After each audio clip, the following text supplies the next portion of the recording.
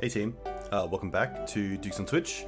Back today with some Green White Depths, which is the deck that I am a huge fan of. This is a mid-range deck with a combo finish, or a combo deck with a mid-range finish. You can kind of play it how you like, which is pretty nice. It's got two of the best colors in the format, in green and white, obviously. But yeah, I've been really enjoying it.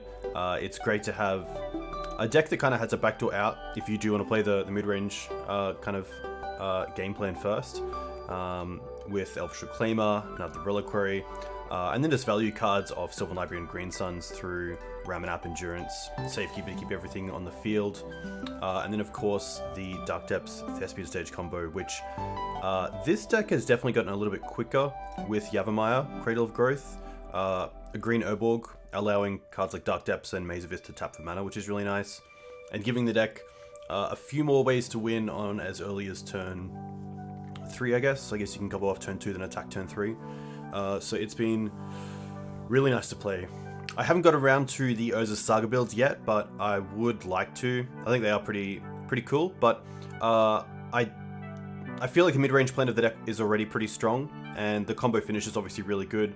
I could see where Urza Saga helps the combo part to find things like Pithing Needle for Wasteland or Karakas. And then for the mid-range plan, you have things like Retrofitter Foundry, or maybe Shadow Spear to get some of your big creatures through. But otherwise, I've been really enjoying just the Dark Depths package for the combo, the Green Suns package for the mid-range, and just trying to kind of work out what the best way to take advantage of both of those are. So this has been pretty sweet. The board's pretty clean as well. We have Gaddock Teeg as a Green Sun Zenith against combo with 3 Deafening Silence as well.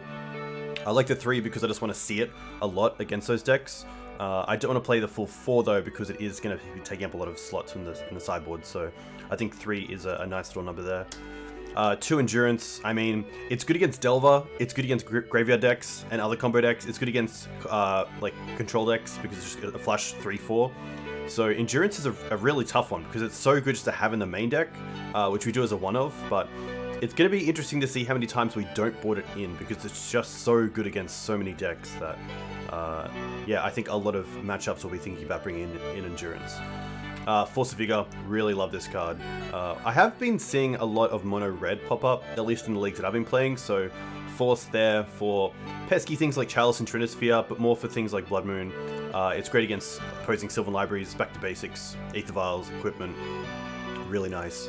Collector Oof also kind of plays the role of Gaddock Teeg against combo, so it's nice to have both of those, but Oof does have a fair amount of crossover, so Oof is also good against things like Death and Taxes, where Gaddock Teeg is subpar, but then of course you have Gaddock Teeg against Elves, which Collector Oof is just a vanilla 2-2 against, so definitely some pros and cons for both of those. Prismatic Ending is a card that I've been really enjoying. I did want to try to fit a 2-2 split of Prismatic Ending and Swords in the main deck, but I do want to make some more. I do want to play some more leagues before I make that change, because there's definitely points where having the Prismatic Ending in the main deck is going to be really nice and get us out of some places that we might not be able to get of. You know, if we use our Night of Autumn once on something like an Ensnaring Bridge and then find another one coming down, it's going to be tough to get rid of that in game 1. But I think for now the 4 swords in the main deck is pretty nice, especially against a lot of the Delver decks. I do want to have that instant speed swords for things like a dashed Ragavan and something like that. Choke's been okay. Chokes are a really interesting one because obviously it's quite a Hail Maker, a Hail Mary. But a lot of the BANT decks are playing off a ton of basics, and there are times where I'll play Choke and it might hit one island, and my opponent has like 4 lands out. But the other thing with Choke is that opposing Prismatic Endings are really good ways to deal with Choke. So I've been finding Choke to not be so lights out as it used to be, due to cards like Prismatic Ending. Prismatic Ending also just a great answer for Sylvan Library, which kind of sucks. So that's why I still like the 3 Sylvan Libraries, to make sure we at least, if we don't get, if one comes down and we don't get to keep it, we have another one hopefully coming pretty soon to slam on the field. Field of the Dead was interesting. This is by Dom Harvey, and it's just another way to attack some of the longer games against decks like BANT, which I think is pretty cool. The deck has a ton of different lands, so it's not too hard to figure fields, and we do usually hit a lot of our land drops, so field pretty sweet. Chasm in here as well, just for decks like Elves, and some of the really turbo decks like Hogak as well. Chasm, yeah, pretty awesome. I was playing Tabernacle as well, but maybe it's overkill, maybe it's just a case of just playing one. And we do play a fair few creatures ourselves, so Tabernacle can be a little bit awkward if we draw it and have the board presence in creatures, whereas our opponent might not. So yeah, Chasm pretty sweet. Let's get into a league! So keen to play this. Hey Ravenous Panda, I hope you're well. We're playing a Legacy League, we're playing Green White Depths, play points, nice, in game, nice. There we go. It all comes together.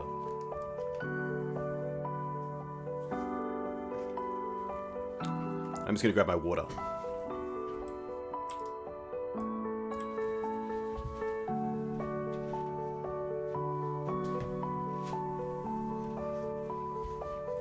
Hope everyone's doing well.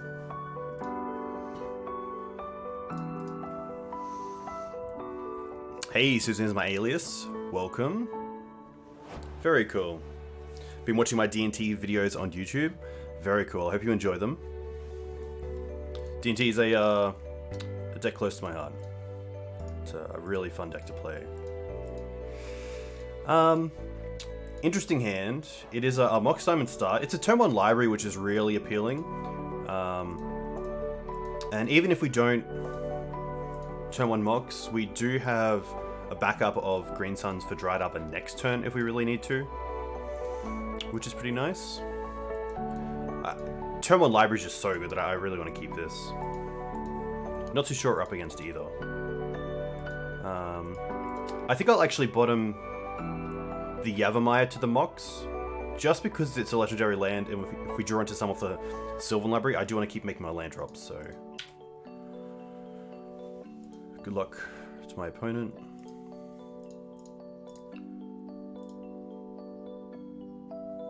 Mox pitch this, Windswept Heath, fetch. Probably just getting a Savannah here. And playing this library. Okay, comes down, which is really nice.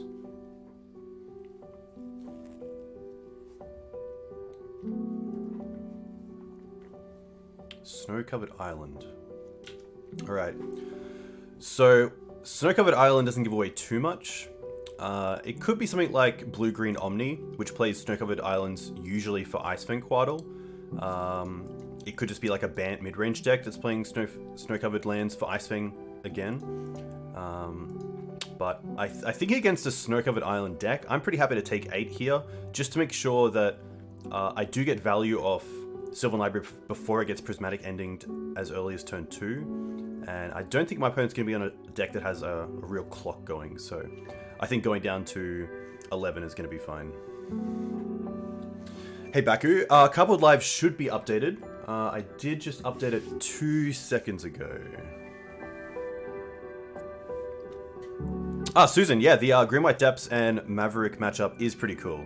It's nice to have that kind of mid-range feel to the deck that also has a combo finish, which D&T does have a lot of answers to in Dark Depths, so you kind of have to play the mid-range plan a little bit, or scope out some sort of avenue of getting a Marit Lage through, maybe with like a Safekeeper or something. Hey JR, welcome. I hope you're doing well. Alright. Step isn't the greatest and usually a land I want in the deck. And we get both here. I do want to make my land drops though, but... So I'm definitely putting back 1 step. I definitely just want 1 in the deck for something like Swords to Plowshares. But the question here is, if we don't pay 4 for this step, play Flagstones this turn, we can Green Suns for Elvish Reclaimer and then hold up Crop Rotation on the Flagstones, which is kind of nice. The only reason that I want to keep this step is that if my opponent untaps, plays a land, and endings the Sylvan Library, then if I untap and don't draw a land, I've missed my land drop for turn. But I think I'm okay with that. Especially if my opponent spends their turn Prismatic Ending, we then have Flagstones and Reclaimer holding up with Crop as well, so we kind of have the combo. So I think for that reason, I'm going to put this on top. Play Flagstones. Green Suns for Arbor.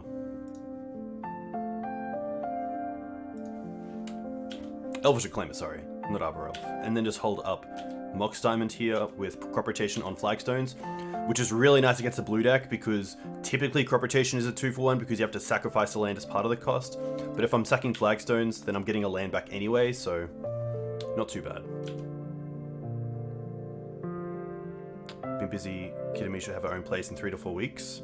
Very nice. Very cool. That's a huge life achievement. Very happy for you. That's awesome to hear. Ending is a game changer. Ending is a card that I love and hate.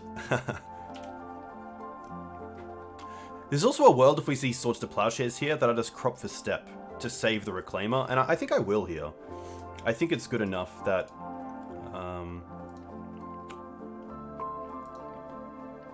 yeah, that I'm happy to see if this works. So let's go and get a Savannah, and then Crop is going to resolve, which is nice. I'm just going to get the step.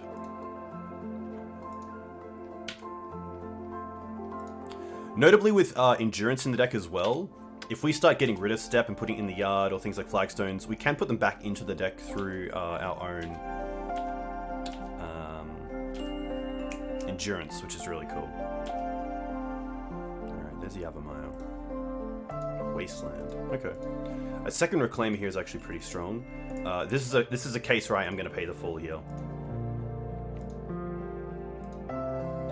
And I probably don't mind going like Green Suns for Sylvan Safekeeper over time, and trying to win a little bit that way. So Green Suns for Sylvan Safekeeper and Elvish Reclaimer is 3 mana total, which then means if I play a land this turn, I then also have 2 mana up for the Elvish Reclaimer, which is nice. So I think we'll play the Cradle. There's a small downside that if my opponent is on BANT but doesn't have green mana, that playing the Yavimaya does give them access to green. The downside of playing Wasteland early is that if my opponent was going to fetch for a dual land next turn or play a dual land, they might opt to go for a basic or something else. But I think here I'm happy to play the Wasteland because we're going to end step, get stage, untap, and then just hold up stage with getting Dark Depths. So we can play Yavimaya next turn. So we can go Wasteland, Green Suns for Safekeeper. Hey Deep Izzle, a huge thank you for the Prime sub. That means a lot. I hope you're well. Hope you enjoy the content. If my opponent tries to Swords to Plowshares here as well, we can also go and get a Flagstones with the Elvish Reclaimer and then stack the Flagstones to Safekeeper to just keep ramping, which is pretty sweet. Hey Jide, a huge thank you for your comments on YouTube. You've had some really good insights and just some things that I've definitely overlooked. Like a good one was definitely Gaddock Teeg against Eldrazi post. That was really cool. Just started getting into Legacy. Very nice. It's a good format, and thankfully there's still some budget ways to get in if you do want to get in on a budget.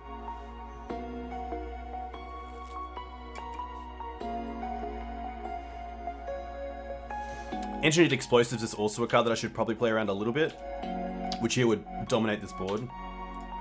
But holding up this mana is interesting. They're not holding up Endurance, which is nice.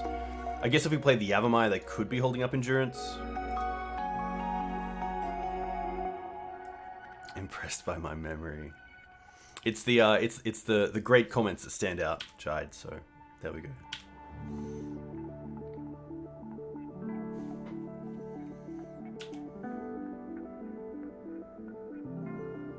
Sylvan Library being huge in this matchup, and I really enjoy it. Okay, I think I'm happy just to take the Windswept and probably just pass here with the combo up.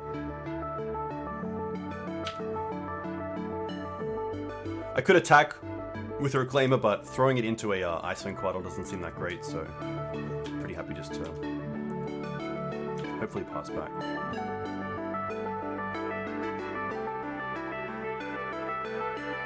Shark Typhoon. That's going to be fine. We still have the second step in the deck, so we can get through that them playing the Shark Typhoon definitely makes me think they're on standstill as well, so that's a pretty big tell. And they obviously think they have a pretty good chance to maybe take this game if they are showing me Shark Typhoon. Unless they're trying to draw into something like Engineered Explosives. Yeah, BANT Standstill really cool. I'm going to assume that if they are playing Shark Typhoon, they're also playing Urza's Saga. D&T is, yeah, really rewarding. 100%.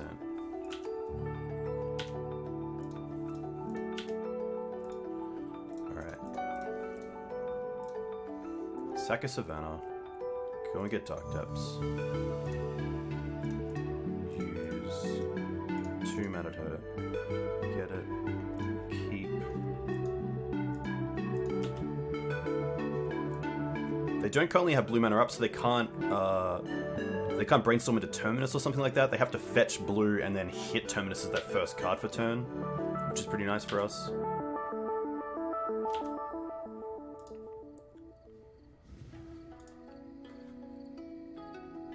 Pretty happy just to pay for these. D&T is sick. Jai, the quality of your comments keeps the quality of my content at an okay level, so I do really like it.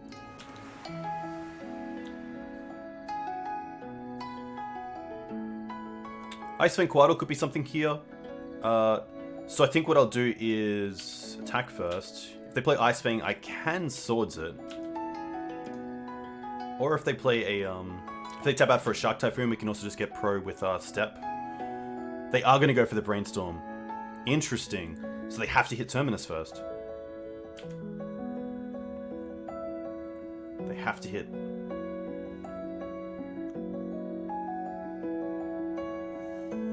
Nice. Tough spot. I mean, Terminus there would have been really nice. And I feel like Brainstorm there means they are playing Terminus. Because I've been seeing a lot of decks move away from Terminus and go towards Engineered Explosives.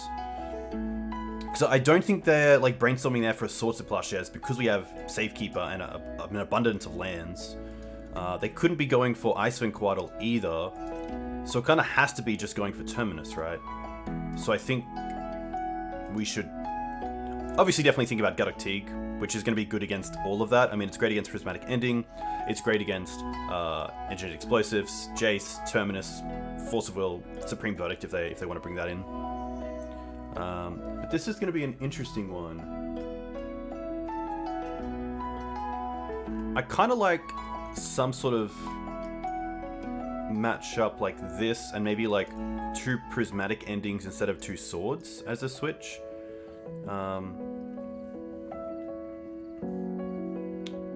Maze of Ith is interesting. Probably a land that isn't that great in this matchup. Doesn't really serve a purpose.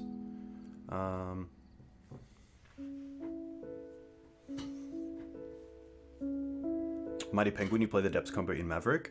Very nice. I do like that. I actually kind of like the thought of just a Thespian stage, especially against the Urza Saga decks. You kind of have a nice little win condition there itself just by copying the Urza Saga once it hits 2. The DNC Mirror is probably the most chess-like matchup I can think of in regards to Magic the Gathering. It is very cool.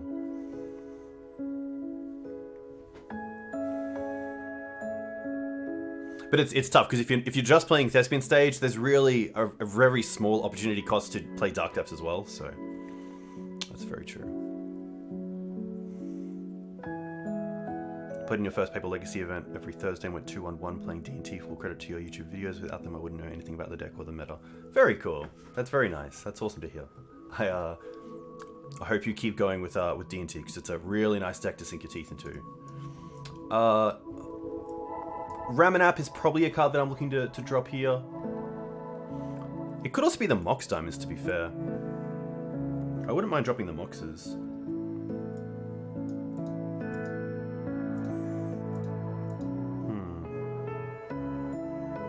Field's also pretty nice. Kind of taking the spot of the Maze. A few more seconds.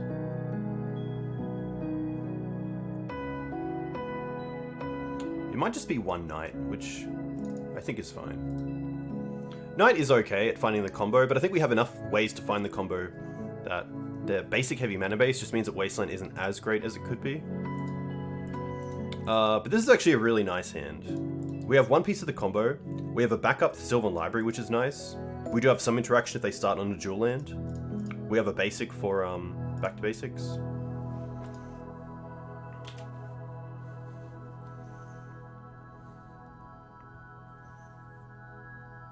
EE for 1. Okay. It's gonna be fine. Savannah.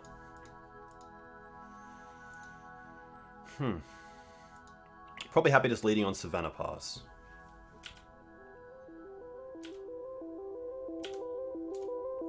One card I despise in this matchup is Teferi. Just doesn't... I never have fun against Teferi. And obviously here it can do a lot of damage with... if we play Sylvan Library, they untap, they bounce it, draw a card. But interesting for them to play the EE on 1. That makes me think that they have an answer for something like Sylvan Library. Because it's a very preemptive play there. Safekeeper, okay. Pretty happy to play a little bit around back to basics and just go basic here into Sylvan Library. A BANT Depths? I do like it. But, yeah, it's a good, I think the only question I'd ask myself is, why am I playing BANT Depths over just green-white? Because obviously there are some pretty good, and there's Prismatic Ending, so that's going to be fine. There are some cards that...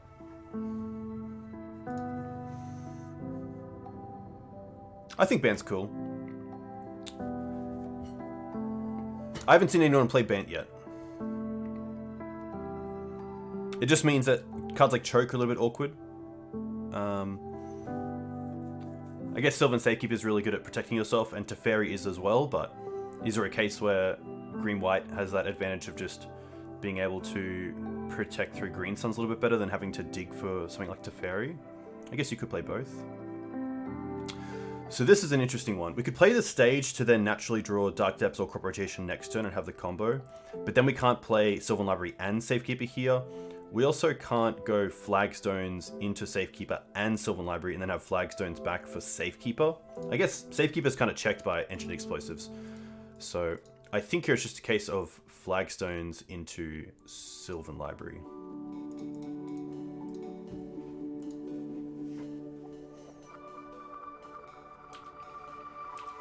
Bit tough.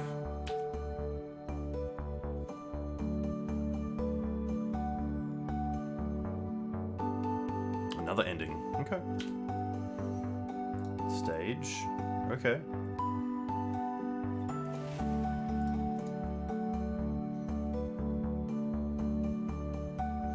I don't mind being aggressive with this Wasteland if my opponent is on like a end of turn Brainstorm, just to turn off the shuffle effect, because Wasteland in this matchup isn't doing too much unless they're playing Karakas, which we can get back with Ramanap anyway.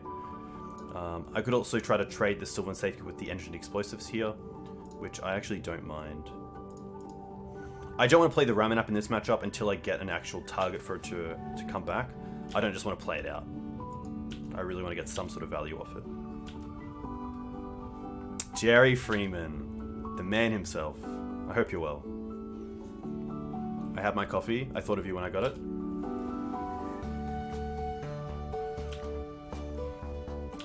That's going to be fine.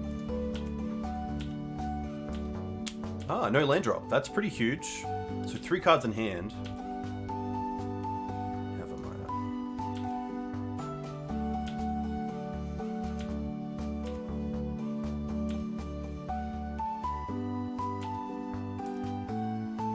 I can get rid of this Flagstones as well if I really want to.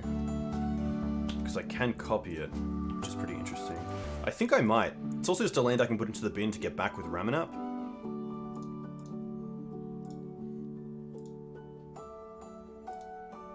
Keep this version.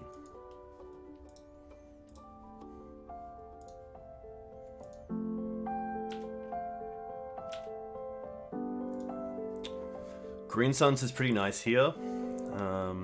I don't want a Green Suns for anything but really Night here.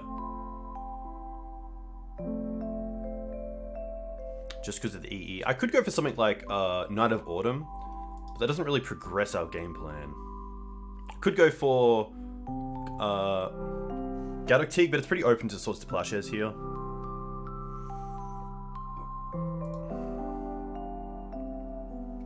Let's have a quick look. Legacy feels really healthy, yeah. Especially as a fair player, I feel pretty happy about it.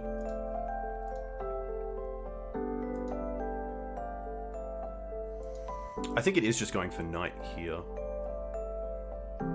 Although, yeah.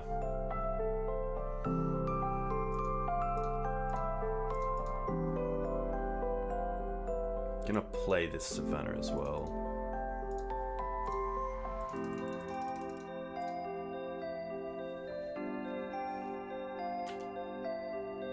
Okay. Well, we won't get anything.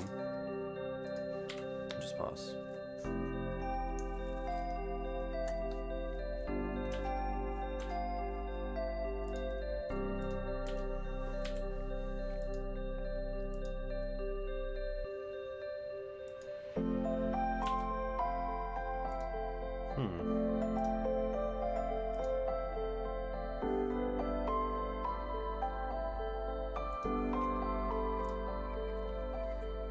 I like playing stage here because if my opponent plays something like a Pithing Needle, then I can copy Forest, and that means if my opponent wants to stop this stage, they have to name Forest. If they want to stop this one, they have to name Flagstones, and if they want to stop the other two stage, they have to name Thespian stage. I don't think Ramanap's doing too much here, so I am just going to play it out, which is against what I said before, but we don't have any Savannahs left in the deck to grab with Flagstones, so hopefully this is okay. And even if it gets hit by a Force, I'd be more than happy for that.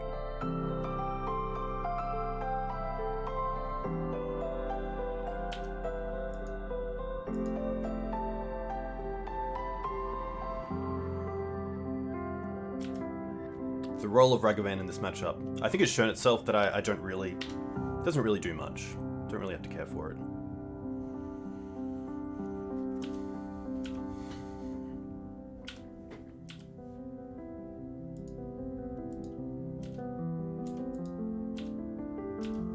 Hey Spyman, welcome. I hope you're well. I do have to watch my clock as well, that's pretty big. Alright. Let's copy this.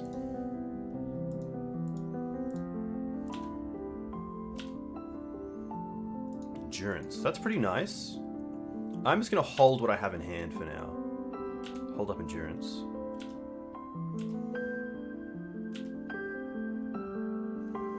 Especially making my control player act on their turn is really nice, so they can't just hold up the mana during our turn.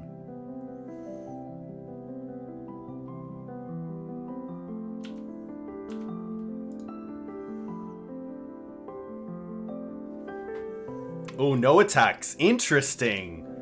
Interesting, opponent. How do you know? I am going to play this. The main reason I want to try to get in with Endurance is I want to get them below Uro. Hey Jono, very cool to see you. Dreadnought33 is a well-known Maverick, Depths enthusiast, Legacy All-Star, good person all around. I'm just going to target myself. I don't really want them getting back the Prismatic Endings in the Terminus.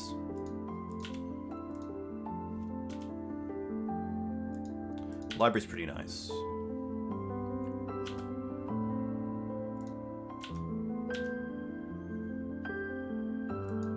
Kind of like them to show their own endurance. Okay.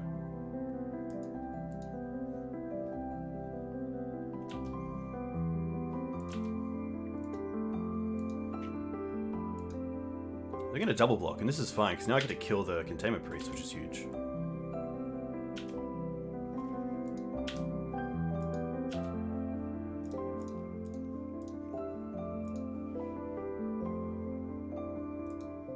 And the EE just hasn't really done a whole lot. It has kept us off somewhat, Elvish Reclaimer, but they had the Containment Priest for Green Suns anyway, so... I also like holding these for Field of the Dead.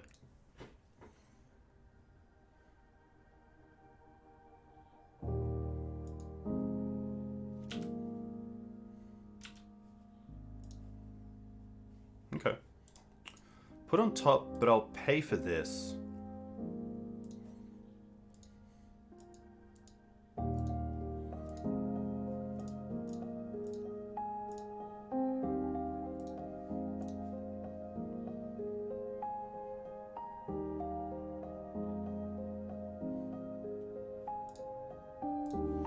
I guess they could have played this because they have like Shark Typhoon.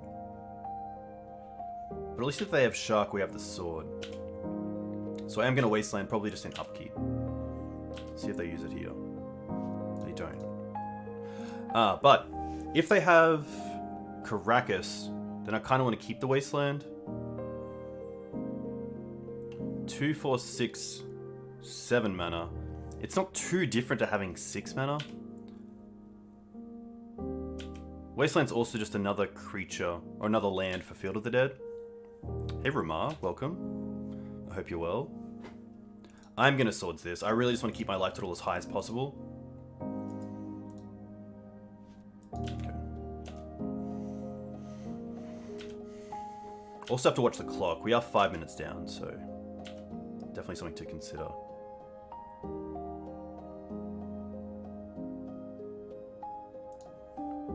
Alright, there we go. Put on top. I am going to pay 4 for this, which is a little bit aggressive, but hopefully okay.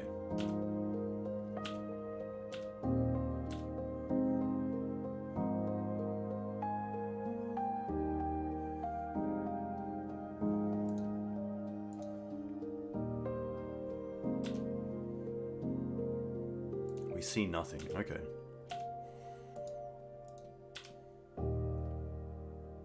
Maybe I was supposed to play a land there. 3 for endurance, 1 to crop. No, we're good.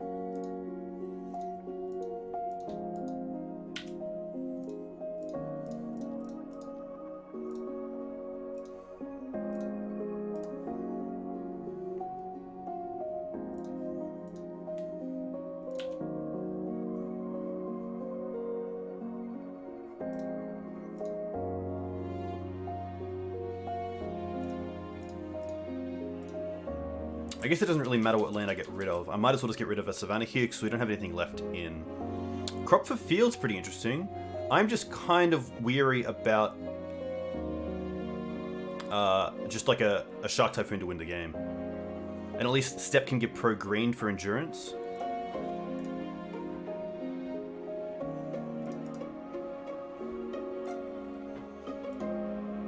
And getting the life here is actually pretty huge. If they do have Swords to Plowshares.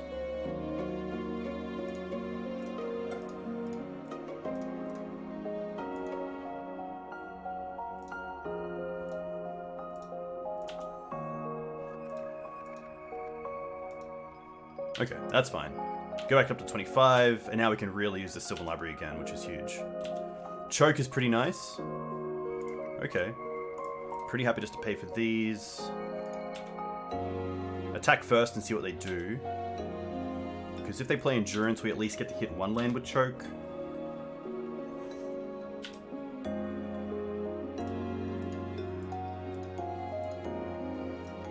So I'm going to allow us to resolve. They can block.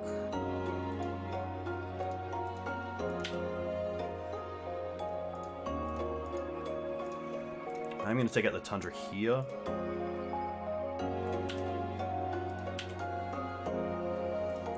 And probably just play Choke into Wasteland. If they want to force this, that's fine. No force. Okay.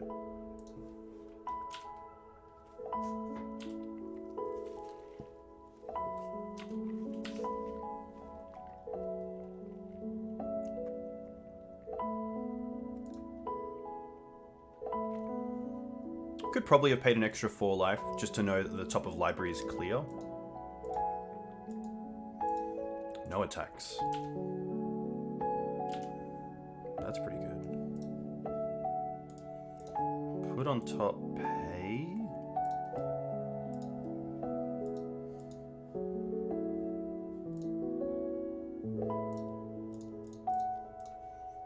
Play Knight. Play Wasteland. I don't want to use a prismatic ending just yet, because I'm not too sure what I want to hit.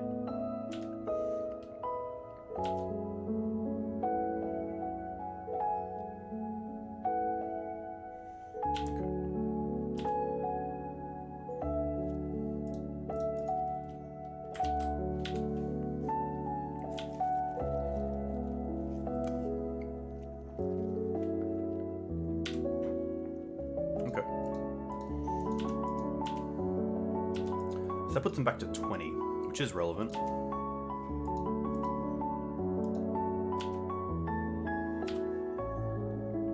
But that's a good target for the prismatic ending. Or like a natural bog. Wouldn't be too unhappy to find bog here.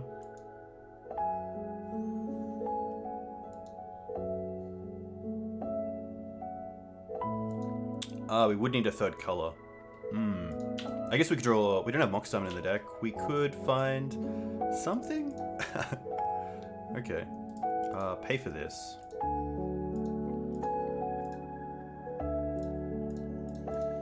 Pretty happy to Green Suns again for a night.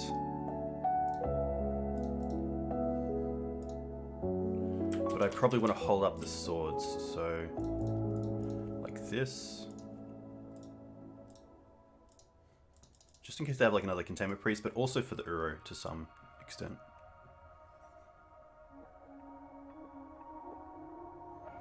Oh, I could also get Ramanap and get back the Dark Depths. That's interesting. That means I get value straight away? Huh. Yeah, okay. I don't think we've played a land for turn yet, so that actually works out pretty well.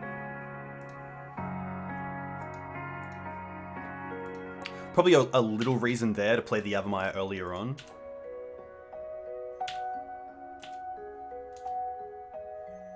Because now I can't go off this turn, I have to wait another turn. But at least if my opponent wants to get this Uro into play, they have to probably find an answer for the choke first. And this is probably a situation where I was a little bit more happier to hold up Wasteland for the Prismatic Vista. Just because turning off the ability to shuffle can be pretty huge if I can lock them. Wasteland doesn't have much of a plan otherwise. Alright.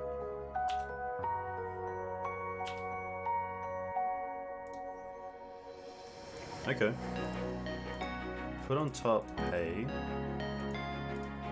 I am going to bog my opponent.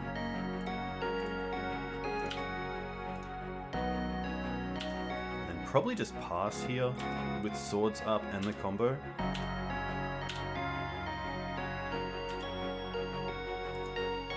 And then if we really need to,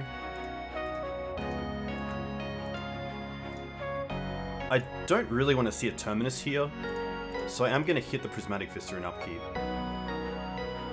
This also puts them down to 19. They're just going to let it slide, so it looks like Terminus is coming. Okay. We're not going to do anything here.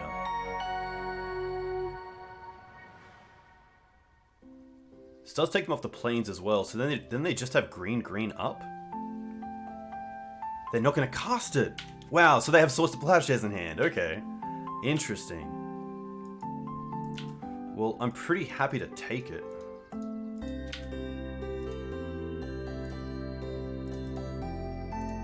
I'm at 8 minutes, so I kind of have to keep plowing through these games, or at least keep plowing through these plows, I guess. Oh, they're not going to do anything? Okay. Now we have Step. Ooh, Safekeeper. Put on top. Put on top. Play Step. Pro green. See if they respond.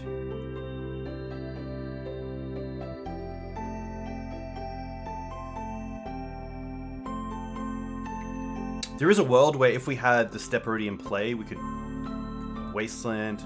We don't have a way to play two. We could like Wasteland it, play it from the bin, get Pro again. I think just Pro green here is fine. And then we have Safekeeper. I think if they had Swords to Plowshares, they wouldn't risk it. They'll Swords in response here.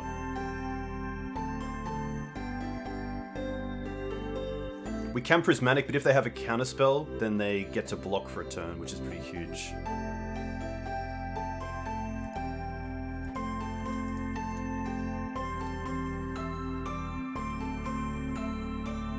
Nice. See, I didn't think they had Swords to Plowshares because they didn't respond to the step. So I felt like pro green there was fine because they can't have... It has to be endurance block and then untap and try to do something, so... Hopefully that was okay. There was definitely a few things to think about, but... I feel like if they let the step trigger resolve, then they don't have an instant speed spell.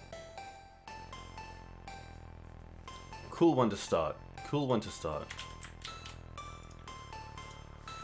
Can definitely improve my sideboarding. I kind of was a bit fidgety there. Didn't really know what to take out. Hey Timmy, welcome. I hope you're well.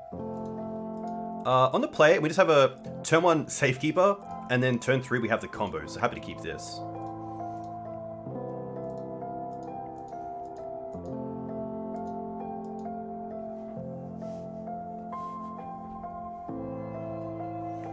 We can't use Safekeeper there. Yeah, that's very true.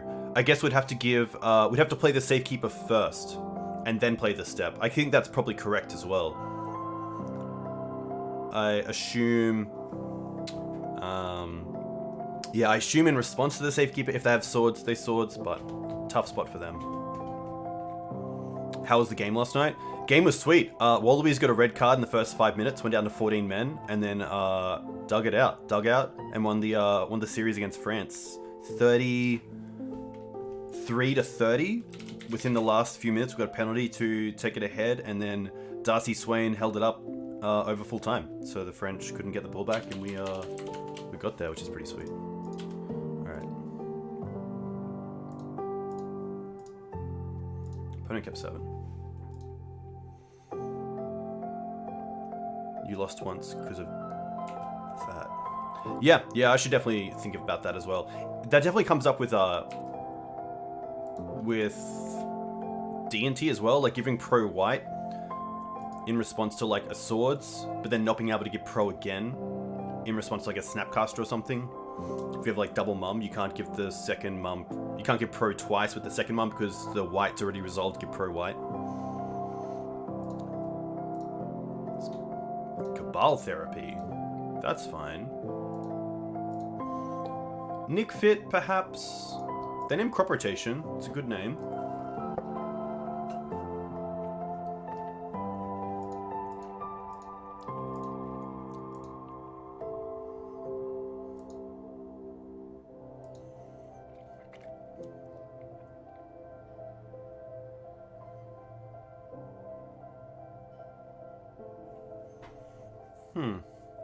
I think I want to play the Dark Depths next turn. But I'm not sure. Stage is also relatively good. Swords.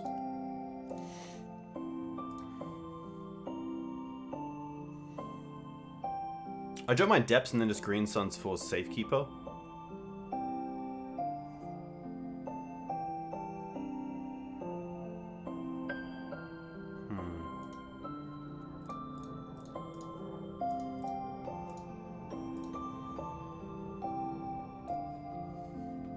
To get in for 1. And then hope we don't see something like Smallpox.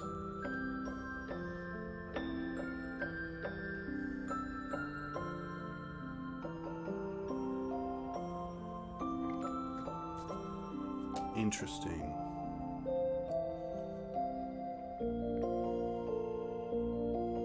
Cabal off a snow-covered swamp. That makes me think it's just going to be like a mono black deck. Maybe something like Pox. Yeah, they're just going to concede.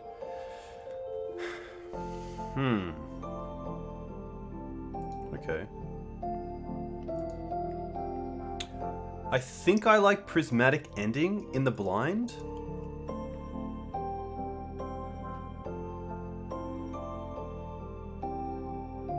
Yeah, Nick Fit definitely sounds like it. So I think I'll bring in the Prismatics.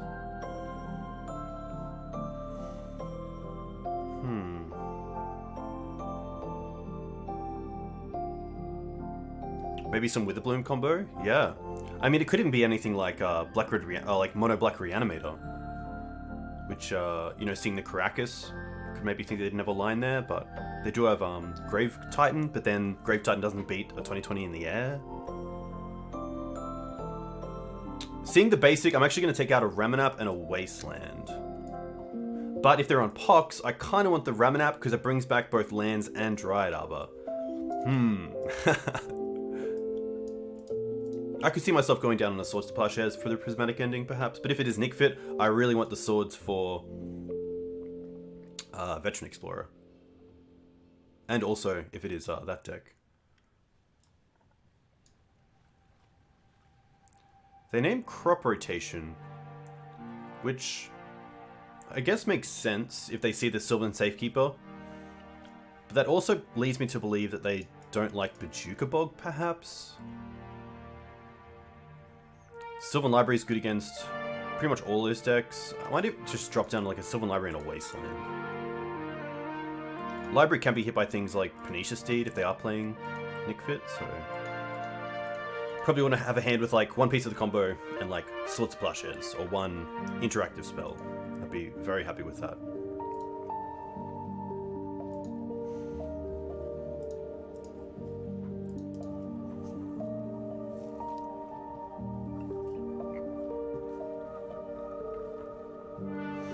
You played against the Nick Fit with the Bloom deck earlier today. Very cool. It is a sweet combo, especially if you can protect it somehow, like Silence. I don't mind this hand. It does have a lot of ways to get to the combo, which is nice.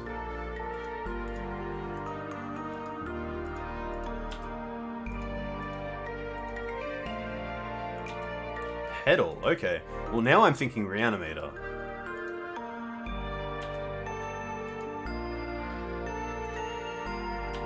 Okay.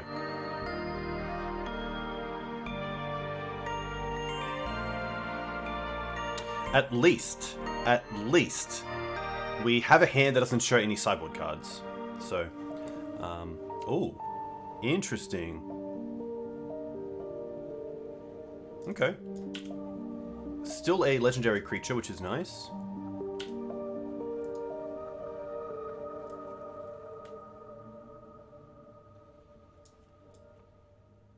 Oh, wow. Do they draw the cards off the Reanimate? Is that what just happened?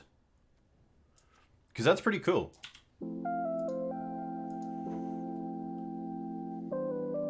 And it was Mono Black Reanimator. Interesting. At least we have Deafening Silence and Endurances in the board.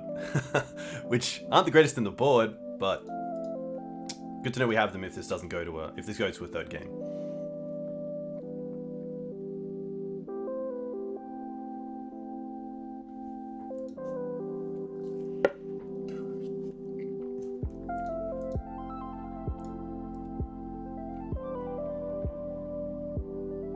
This is a cool card.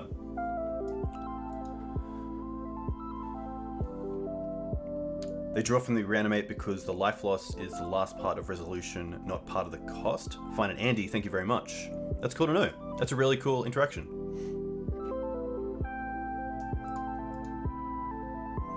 Especially because like with Grizzlebrand, you lose the 8 and then you have to pay 7, so you pretty much pay 15 life for the cards instead of yeah, what you have here. I think Mox Diamond's probably our best draw. Mox Diamond, pitch the Dryad Arbor, play Elvish Reclaimer, and then hold up Caracas. And then if we get another turn, we can try to get there with Bojuka Bog off the Elvish Reclaimer. Yeah, the New Angel is really cool, because you can also name lands and give protection from Caracas, which is pretty huge, which I kind of hope we don't see here. Is like, entomb that and then reanimate it. I guess they're at 6, so maybe Reanimate's actually off the table here. Which is kind of nice, because this doesn't have lifelink, which is pretty huge.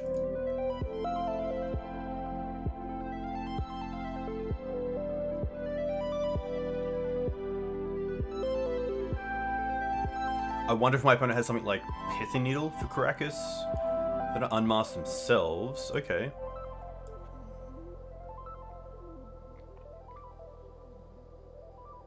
Probably putting the Archon on the bin here. They also have Grave Titans, so... Grave Titan's pretty strong.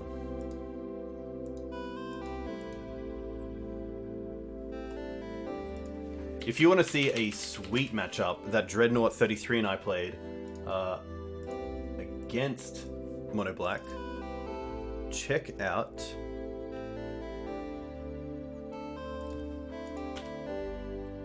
flagstones.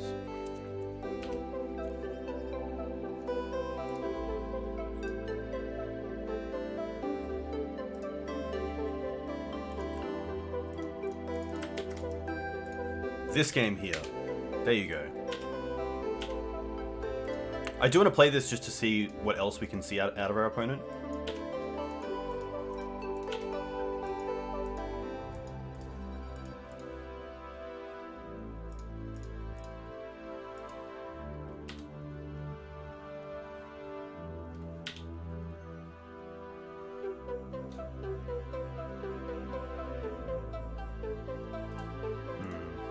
Nice. Alright. So, Deafening Silence, yes. Endurance and Force, I actually don't mind these. I do like Glacial Chasm as well. Glacial's actually pretty sweet here. Ramanap can come out. The endings can most likely come out. Safekeeper can come out. Crops, Reclaimers, Knights are good. Extra Endurances are good. Knight of Autumn I might drop down just for the Force of Vigor because hitting Animate Dead is just so key. I'm going to drop one step. And probably just the libraries, a little bit too slow. I think this is pretty good.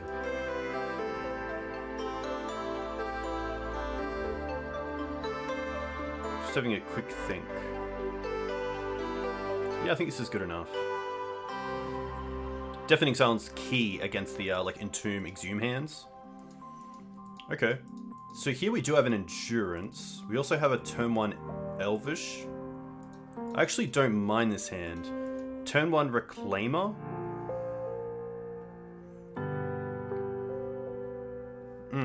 Especially to turn the Flagstones into a Bazooka Bog. Or a Caracas. I'm pretty happy with that. And then to have both Force and Endurance is really nice. So Mox, Pitch, Windswept Heath, play Flagstones, Green Suns for 1. No Chancellor, which is pretty huge.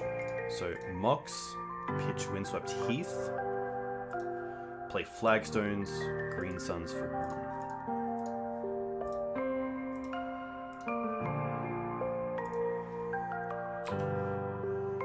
We do get got by something like Unmask into reanimate something like Grave Titan.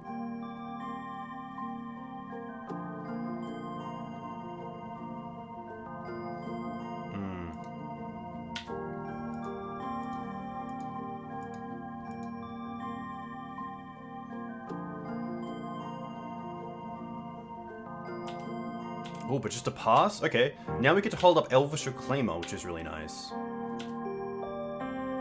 Wasteland. Okay. That's not too bad.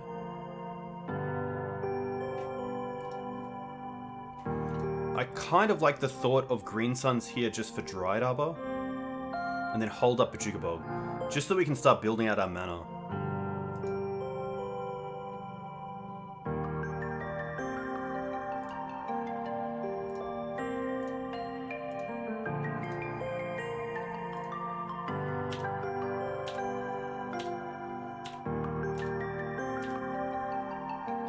No End-Step Entomb is huge.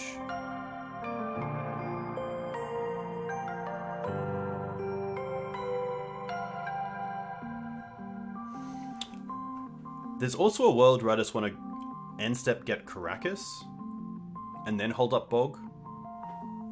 But I could also just start going for the combo if they do nothing. Okay. Alright, so now we can get rid of this. I guess I could have gotten rid of the Dryad Arbor and then got it back with the Exhume. But I guess here we just get the Endurance back, right? Which is pretty nice. So I'm actually pretty happy in this situation.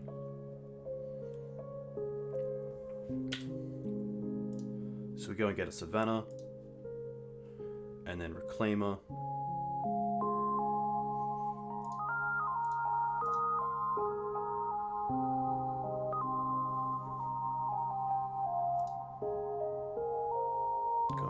Bazooka Bog. bog you. Yeah, and then we get back endurance. Nice. Very cool. Alright. Let's keep going. Let's keep going. GG's, yeah. Cool deck. I mean, it's awesome to see people playing Mono Black. I know that Mono Black took down I believe a Japanese tournament that had like 170 players a few weeks ago. So if you do want to get into Legacy and you don't want to get dual lands, then Mono Black Reanimator is a pretty good option. And then even like building out little things like your Legacy collection, like having the Cabal Therapies, having the Lotus Petals, you can definitely start, yeah, getting towards other decks, which is cool. Do you think Maze would be good in the main here? I think I am playing Maze in the main, and I do think it's good. I think it's pretty exceptional, especially against even like a fast Delver start. Really means that the opponent has to find Wasteland as well to deal with Maze.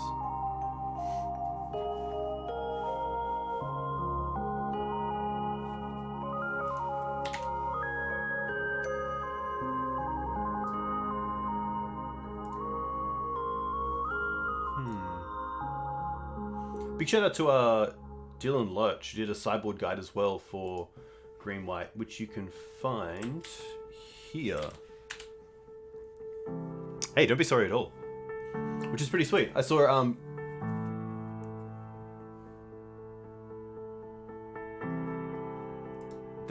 Dreadnought, you commented on this and thought it was pretty good as well. Really nice to have as just like a quick glance.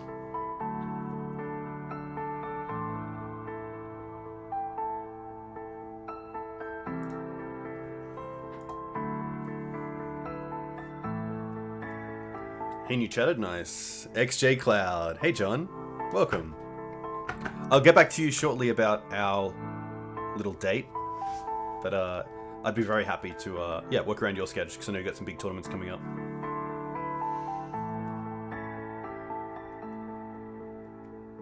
Been able to play both games as well, which is really nice. Obviously, quite good for a deck with Mox Diamond. And as we say that, if we go on the draw, that's fine.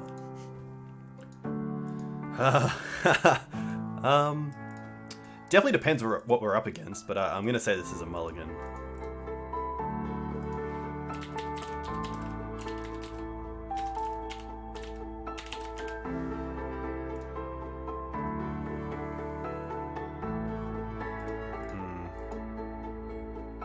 Yeah, that sounds very cool. I'd be very happy for that. Okay. Keep bottom one Yavimaya. We don't have a white source, but we'll get one. We'll be fine. Ooh, Ancient 2. Chromatic Star. Okay. Maybe a painter deck? Maybe something like eggs? Definitely not too sure. Okay. Well, pretty happy to Green Sun straight away. Try and get Night of Autumn down next turn, if possible.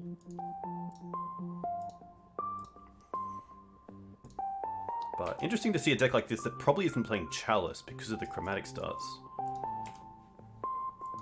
Is this KCI? I wish I knew. I haven't seen Chromatic Star in Legacy, I believe, ever, which is cool.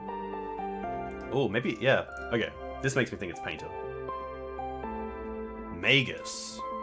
Big yikes. We have to draw like the basic planes? Yeah. Alright. We get outs. This is fine. Everything is fine.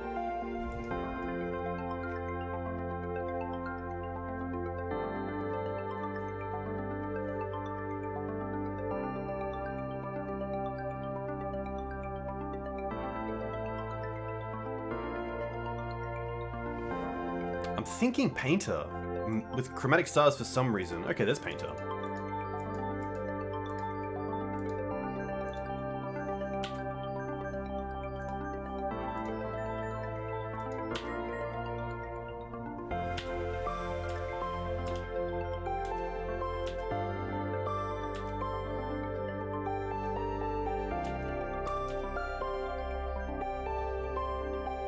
It could definitely be worth holding that land for Mox Draw. That's correct, Fun and Andy. 100%.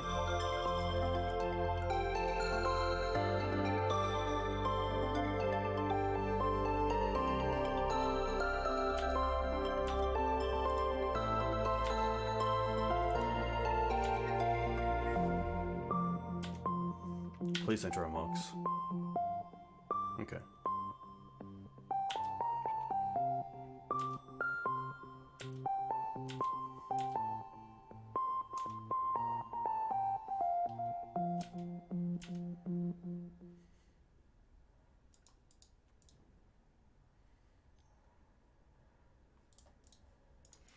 Cool. Painter. Force of Vigors. Deafening Silence. Collector Oof. 5 cards.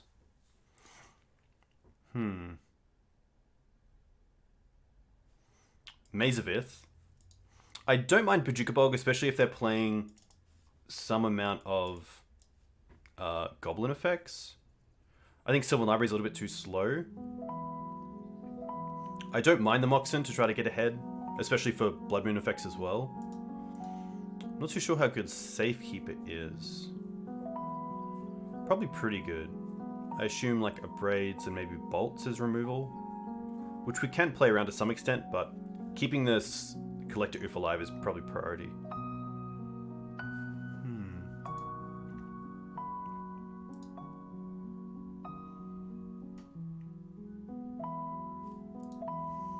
Endurance can probably come out. Hey, Autonomy, welcome. Powder Keg. Hey, Moist Junk. Hey, TRF, thanks for the follow. Let me know where you're from. If you play Legacy, what do you play in Legacy? Definitely want these out. It might just be like a little trim. Painter and Blast, yeah, for sure. Maybe a Knight and a Crop? I don't mind this.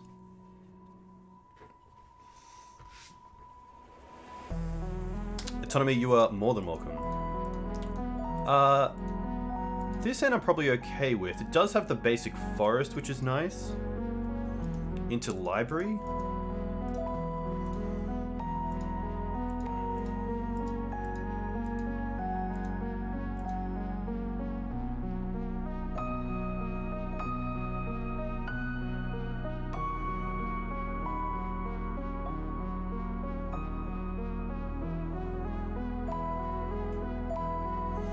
Endurance can save us for a turn with us getting Grindstoned. Ah, nice, yes. Very cool. Opponent goes to 6.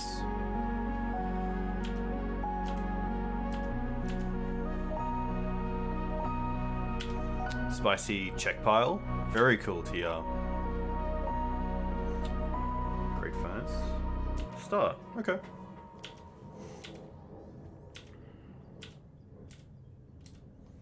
Probably happy here just to go forest into library.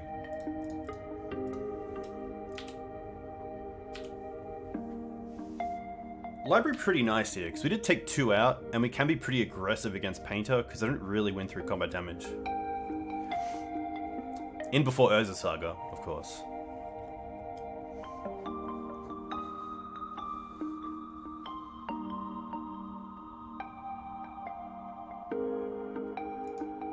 Magmatic Channeler Grindstone.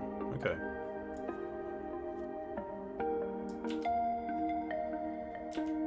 Well, that's pretty nice. Okay.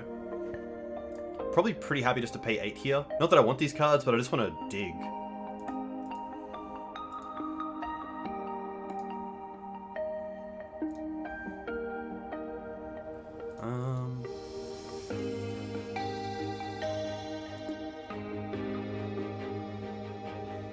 I think I'll play Stage here just in case we draw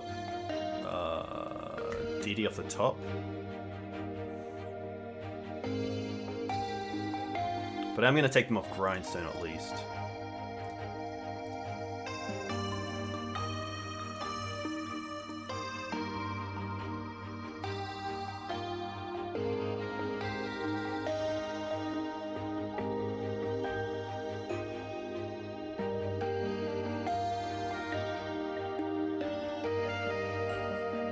Opponent thinking. Are they gonna, like... Did they play enough blue cards as well for force? Or is it just like mono red? What are they thinking about? Why are they thinking? Now I'm kind of scared. What are my opinions on the reserve list? Pretty lame. Pretty lame. I have a pretty nice legacy collection, and I would not mind if stuff was reprinted for the format to grow.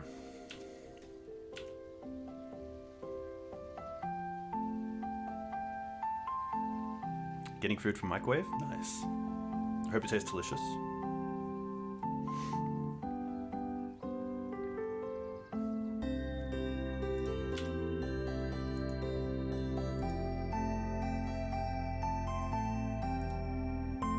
At least if we find Dark Depths next turn, we can hold up Endurance and the combo, which is kind of nice.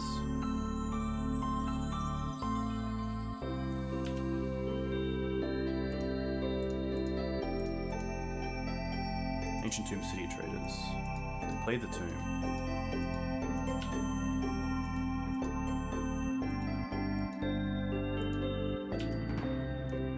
Engineer. Sure. Grindstone. There's Painter. Yikes. Well, at least we have Bojuka Bog next turn and then Swords to Plowshares. Needle. Sure.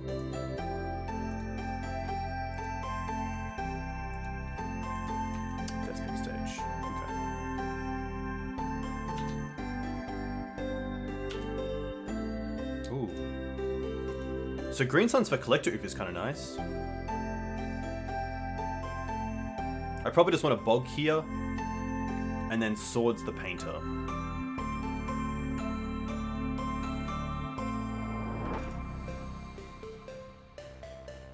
They have one card left. There's also a world where I just double Swords to take them off this.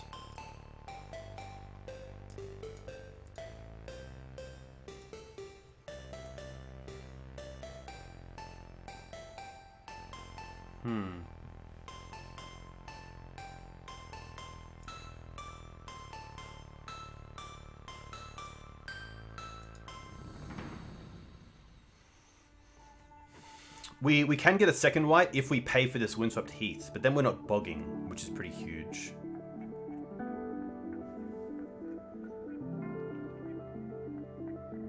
I guess I could pay 8 and go to 4, and then have Endurance with Green Suns if it's really needed. Because sacking is part of the cost, which is kind of nice. Ah, Heath is off screen? Apologies.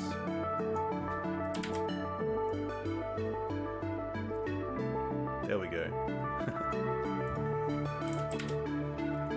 Let's have a think. Endurance is pretty nice here because it allows us to make them sack an artifact and then we can Endurance so they have no targets. But then if we take 8 here, we're going down to a pretty measly amount of life.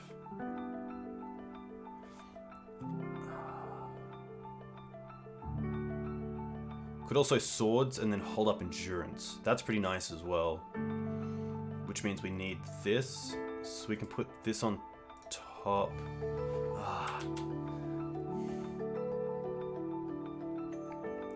If I be aggressive with Sylvan Library here, I do have to think about combat damage, even just from these creatures.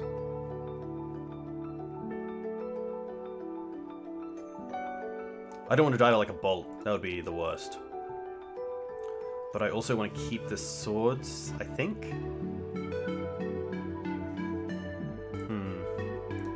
Put on top, pay for this.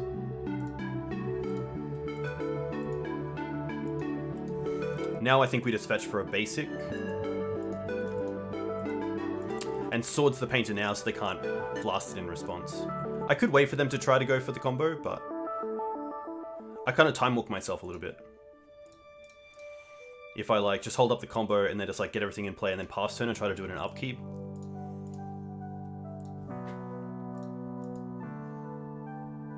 I kind of like Endurance next turn and then we can untap it and go for Oof. Or even go for like Knight of Autumn and hit the needle and try to go for the combo. A lot of options.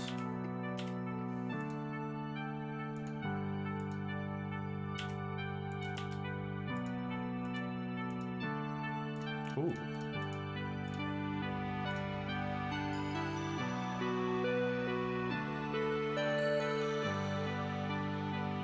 Did they not think about endurance, perhaps? I mean, if we can take him off the channeler here, I'd be pretty happy.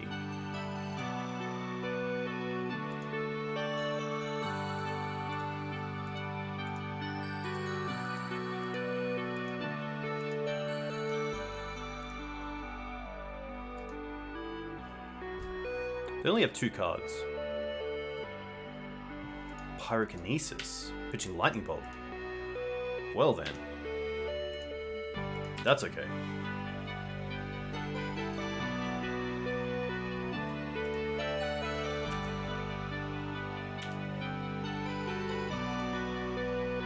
Oh, we find the oof. Okay.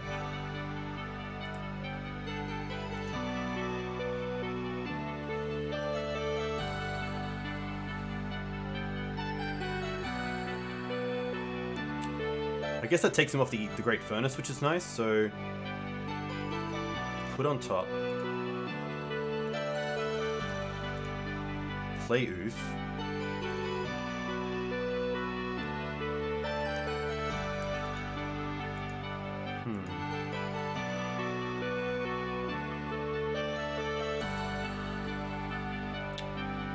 Kinda want to save Green Suns here. So I might just go second step. I guess we could actually put Elvish Reclaimer into play. I don't mind that.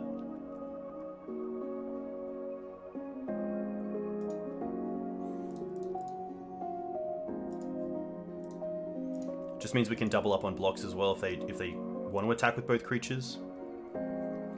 Can also get Safekeeper. Safekeeper protecting Oof is probably a little bit better. Yeah, I don't mind this.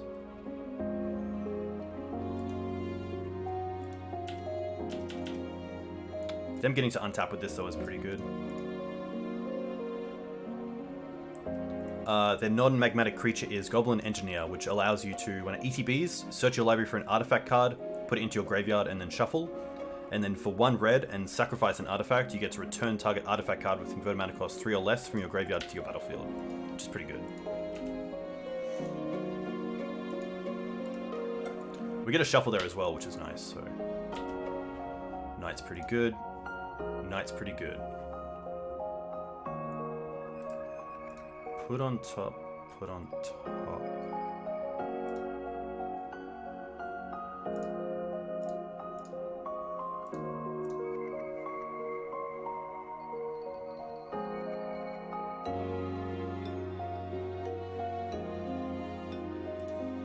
I don't mind just playing step here to get 1 damage in.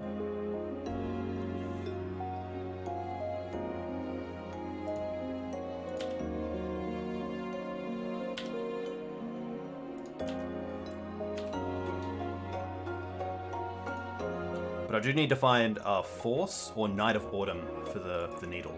So I think because you know about the cards on the top of the deck, I might be just upkeep using Knight to find Dark Depths, and then hopefully find an answer for the needle off the library.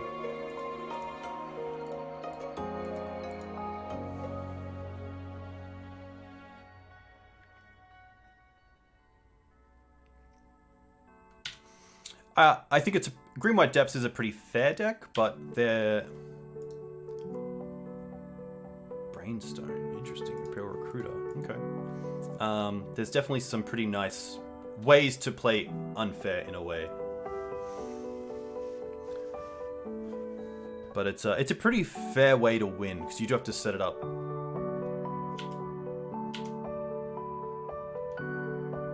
In a pretty fair way. Alright, so upkeep I do want to shuffle.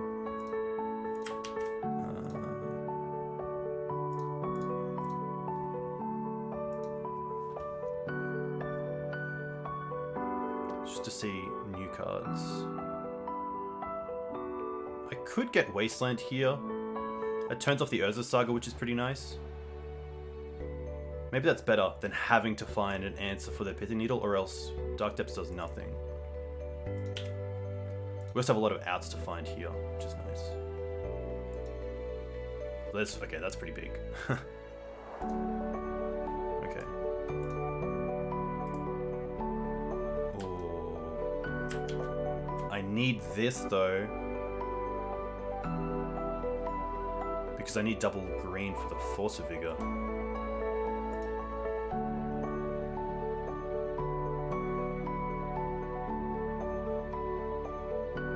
We did see Bolt, yeah, but unfortunately here I can't really not die to it.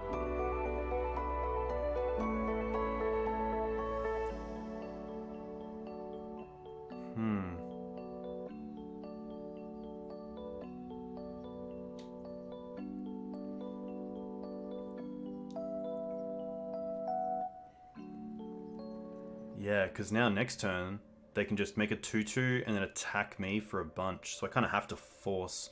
I guess we have the Wasteland, which is nice. They can't cast Bolt currently, that's very correct. Alright.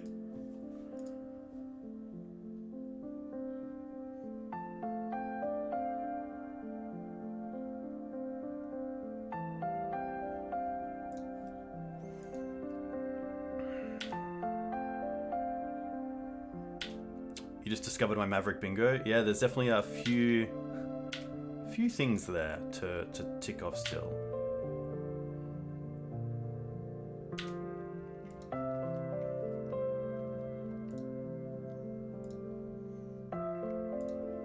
I'm just gonna Wasteland now.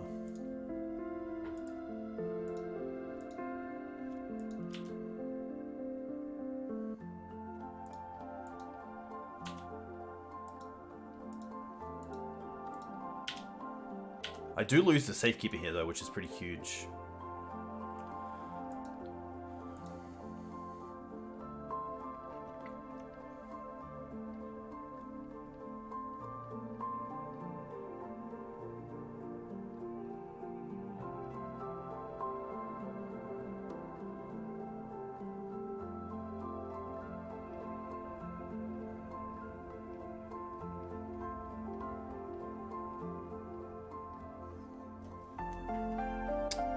Yeah, I just hope we can untap and maybe find Dark Depths just to make sure we can, you know, get there in one turn. I guess we have the Knight. Alright, what do they hit? Elemental Blast and Mountain. Okay. Well, Mountain's pretty big.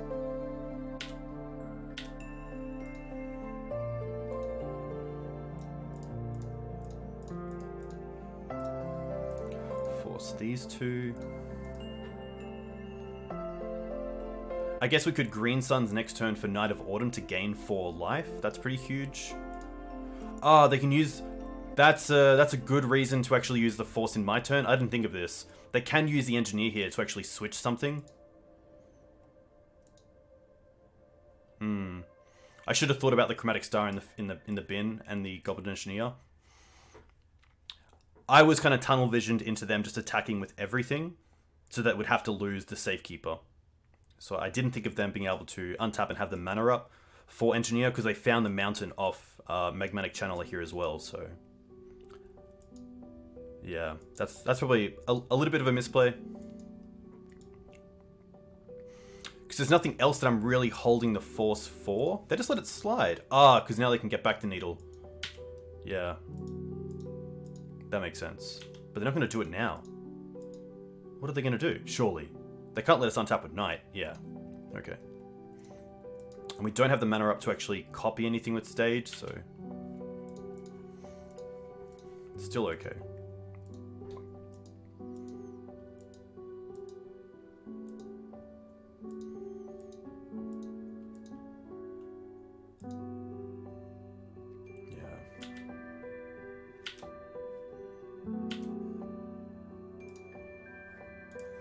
Okay. Put on top, put on top. Huh. So now the question is, do we Green Suns for Knight of Autumn to gain 4 life, or do we destroy the Pith Needle and try to go for it?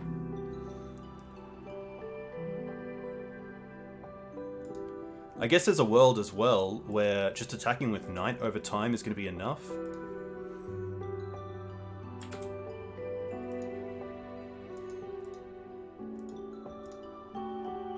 I kind of like the gain life. Go to 5, attack with Knight.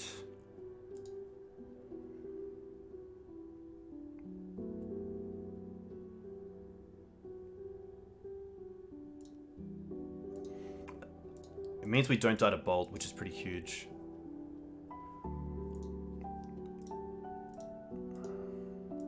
Tough though, because it seems like a pretty defensive play, but...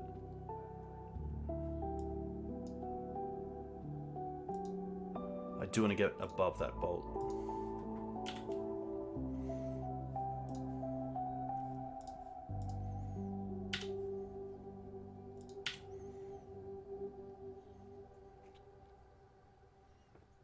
Wow, they're just going to concede to that. Interesting. Okay. Maybe they just thought they couldn't beat the Knight beats. Go to 11. Yeah, okay. Safekeeper does mean the Knight is also very big. That's very correct, yeah. Didn't really think of that, and I probably should have.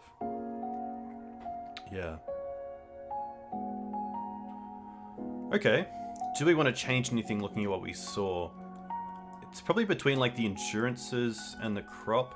I don't mind taking out the Ramanap for the Endurance. I think that's a pretty nice trade.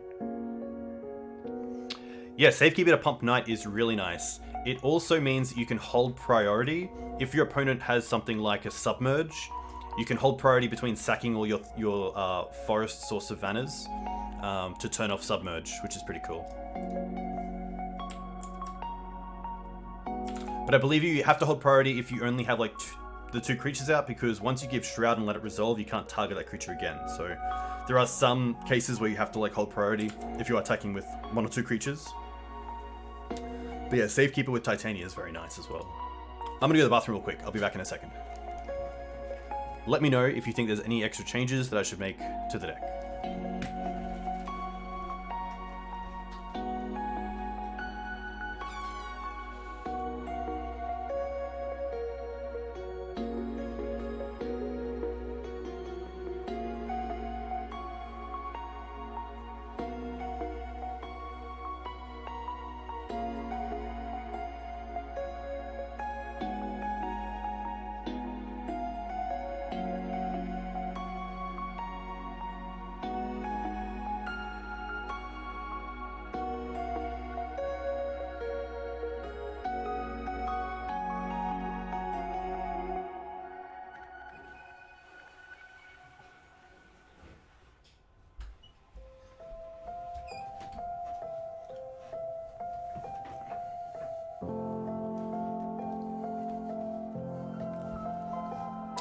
Yeah, Teeg's an interesting one because it also turns off Force Vigor and Green Suns and Prismatic Ending, which is pretty huge for us.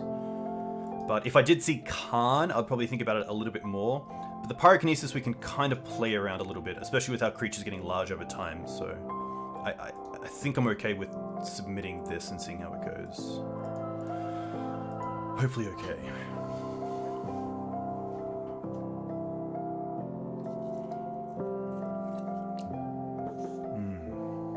Cold coffee. Yum.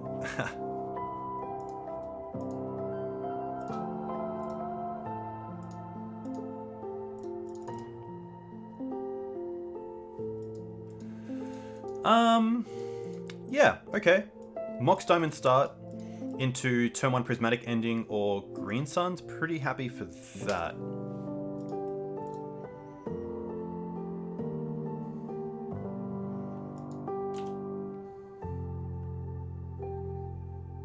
Urza's Saga, sure. Sure. There is a world where I'm happy just to Wasteland here. We can Wasteland then hit LED as well.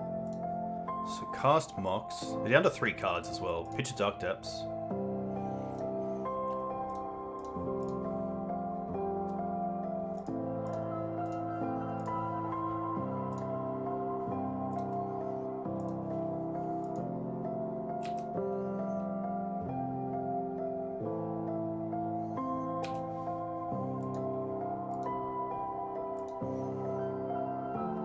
Tomb's pretty strong.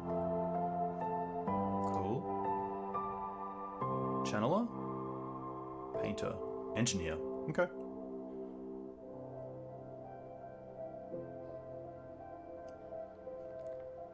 You could say I was a little bit aggressive with the prismatic ending, but I was scared of something like a turn 2, like play Painter, play Grindstone, then like have LED up. Swords. Okay.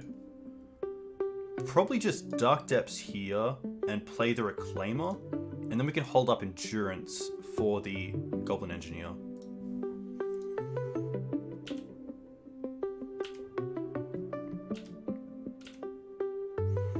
Yeah, Prismatic Ending and Yavimaya have been huge printings for this deck.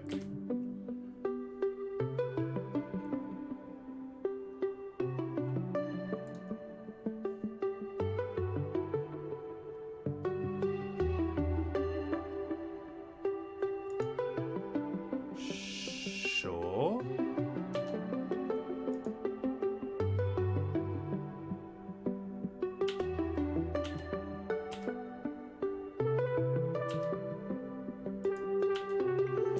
Come on, land. Yavimaya here would be exceptional. Flagstone's even better.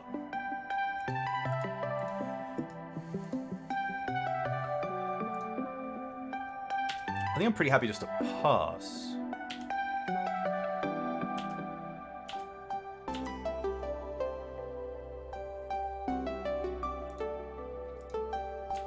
I could even hold up Bog here, which is pretty nice. At least we're in a great position, because we can either react to them or be proactive and build out our own plan.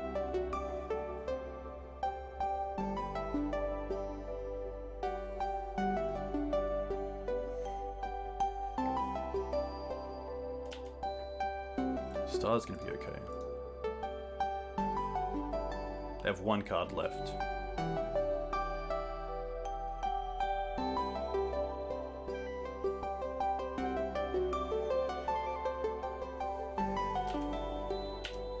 Interesting. Okay.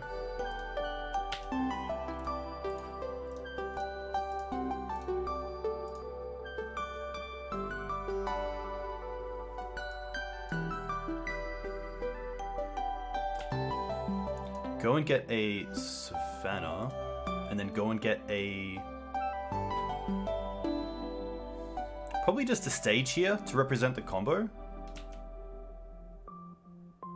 And then if we draw a land, we then have Swords to Plowshares up as well as the combo, which is really nice.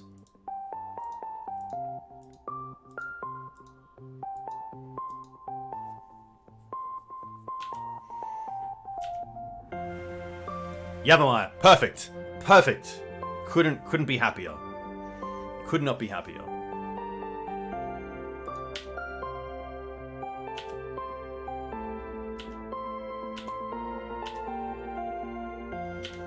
Never didn't have it. So now we have Endurance for the graveyard. We have the combo, which is really nice.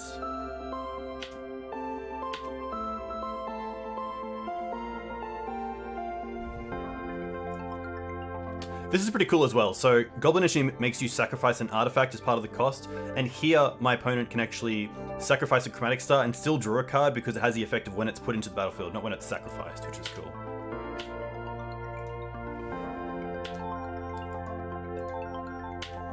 I'm not too sure what my opponent can have here as like a bounce spell. Maybe like Dead Gone, but I'm pretty happy to play into that.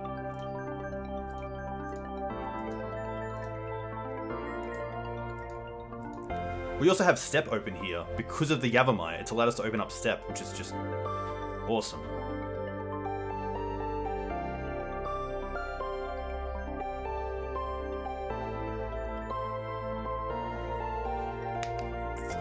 Hey Kai, welcome. Hope you're doing well. For anyone who's looking for exceptionally good legacy content, definitely check out Saratwix on Twitch.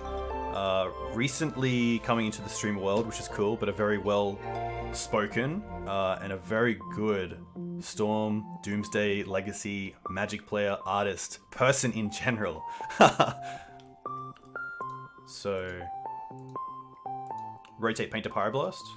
Yeah, luckily we have that covered with Endurance here.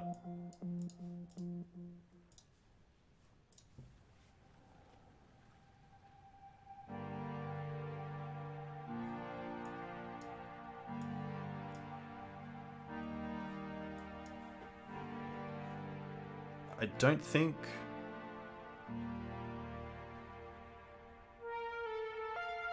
He plays mean decks though. He does play mean decks.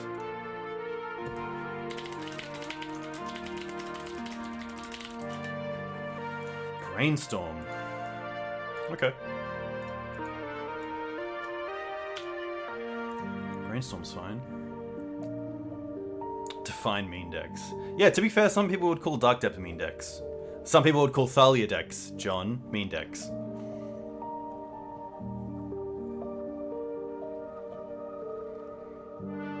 Specifically means Doomsday. Cool, so this is going to resolve.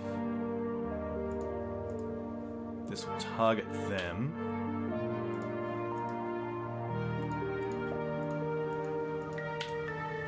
Nice. Nice.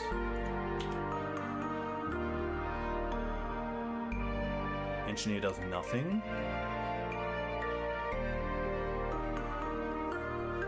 Okay. Dark Depths resolves. Cool. We still have Ace. We still have both steps. Nice.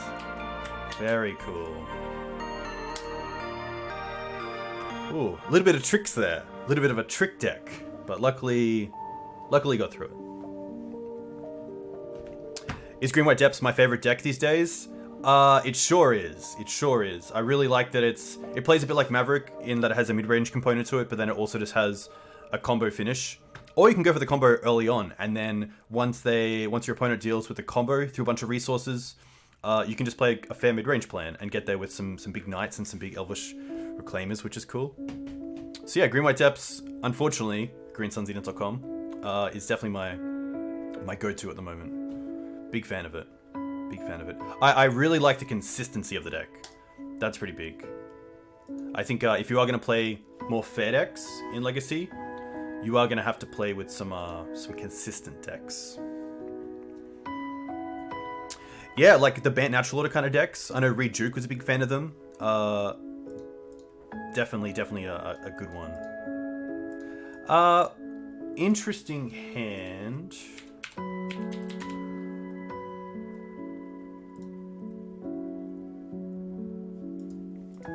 If this is a non-creature matchup, it's a pretty tough mulligan. It's also a Mox Diamond hand with just 2 lands. I kind of want to mulligan this. Just because if the swords are dead, then this is a pretty terrible hand. Okay. I'll keep this. I think I just bottom 1 knight. I could bottom the Yavimaya, but if I go Yavimaya Green Suns for Dried Arbor, untap, I guess then I can't play the stage and play knight because I don't have a white source.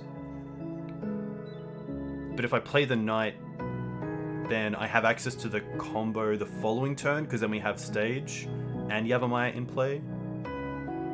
So I think what we can do here is bottom the Wasteland. No, I'm going to bottom the Yavimaya.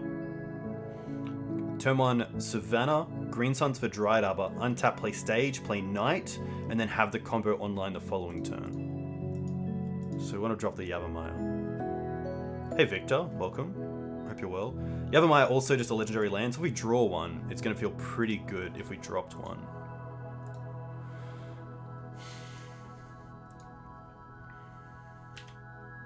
Opponent goes to 6. Oh, no. I'm on turn 1. Did I win? I nearly... Oh, I rolled a 2, they rolled a 1? I didn't realize that. Okay. Alright. Savannah. Green Suns. Ooh, close. Alright, opponent, what you got?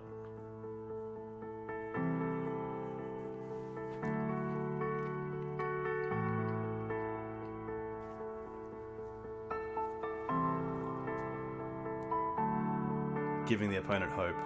For a second, I thought they went on the draw, and I was like, "Oof, okay, perhaps Dredge." Ancient Tomb, okay. Ancient Tomb decks, usually not the greatest against us. Defense Grid. Interesting. Okay. Well, there's the Evermire. That's the one we dropped, so I feel pretty good about that. But is there a world where I'm supposed to Wasteland here? Is this going to be like a Dice Factory kind of deck? Ruby Storm? Okay. Then I probably want to Wasteland. Because the Knight's not going to be doing a whole lot. We don't have a great combo card in the main deck either. Like Collect Oof or Gaddock Teeg. So we can't like untap, draw Green Suns.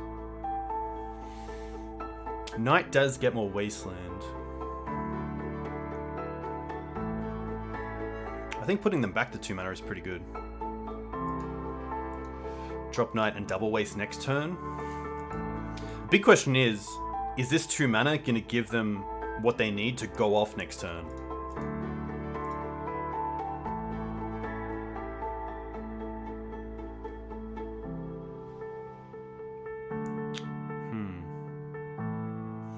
I think it's just correct to build up my own board. Sage into Knight. Maybe the Mystic Forge deck, yeah. I'm going to go for Sage into Knight. I'm going to play to win. I don't want to be too defensive and just like attack for 1 with Dryad Arbor. But hopefully this is okay. City, cool. Chrome Mox, okay. Ah, no. Are they going to drop the hammer? They are... or the horn, sorry. Yep. Oh, but they untap. Okay. I think we Wasteland them and just hold up the combo. But this is really good. I think it's just Wasteland Ancient Tomb.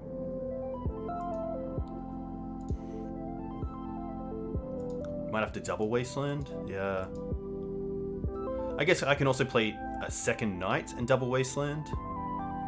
That's not too bad.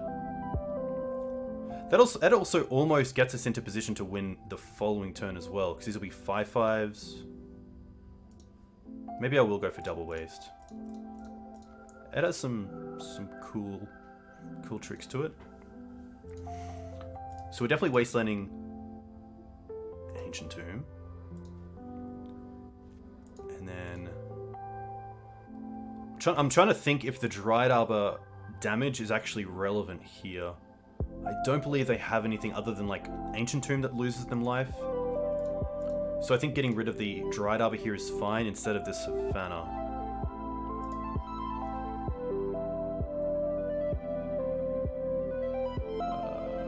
Wasteland.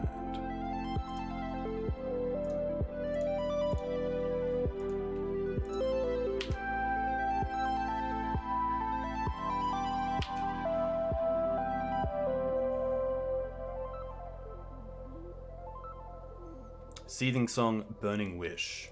They have 1 mana here with Chrome Mox.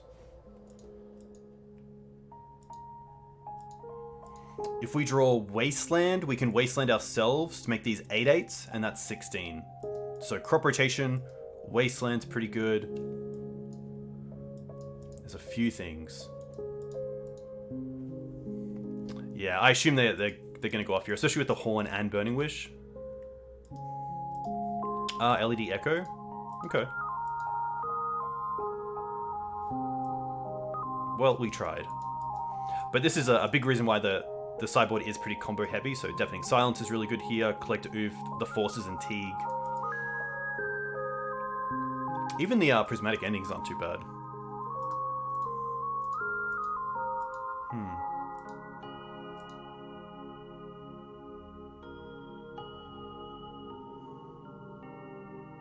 But yeah, this card's insane. Exile the top 2 cards of your library by discarding a card, and then you play those cards this turn.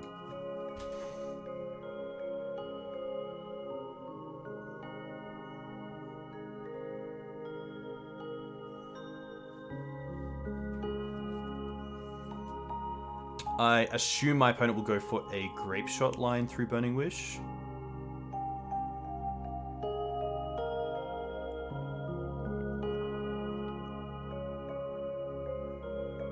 But next turn we nearly have it as well, because you get to put Mox Diamond 1 land in the bin, fetch 2 lands in the bin, and then we have 3 for Sylvan Safekeeper to sack. Tendrils. Cool. Alright. I do like the prismatic endings. I do like the forces, the oof, the Teeg. Maze of Ith can come out. Sajiri Step can come out. Ramanap. Libraries are interesting. I'm going to drop in all the Swords to Plowshares. Even though they play that legendary card, we do have ways to get around it. I think Safekeeper's okay because of things like Grape Shot. Probably can just drop down on libraries as well. Maybe something like a Knight. Just have a quick look. I do want the Moxes. I feel like they're relevant, but maybe not. Maybe it's actually just keeping a bit more of my... Oof. Yeah. Burgee is a bit of an issue, but we do have a few ways to deal with it. I wonder if Endurance is just better than Knight? I don't mind something like this.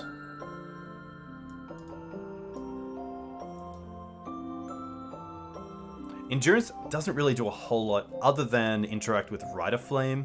That's really it. Knight could just be better because it does find... Even things like Caracas, Wasteland can be relevant.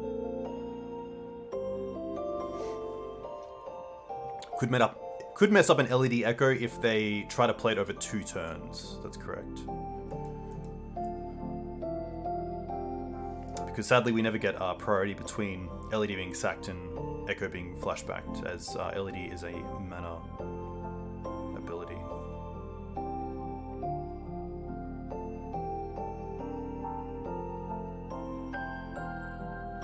I think this is fine. 3 Deafening Silence is really nice, and definitely a card I want in the opening hand, and we have it, so I'm going to keep this. I mean, Deafening Silence into Knight, or even something like a Wasteland's pretty strong.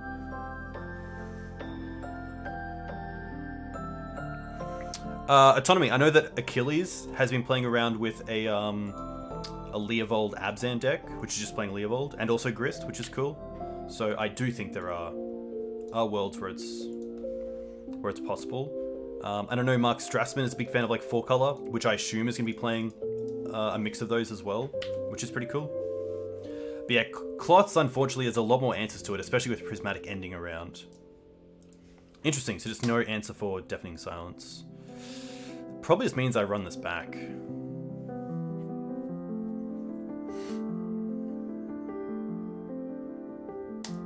Yeah.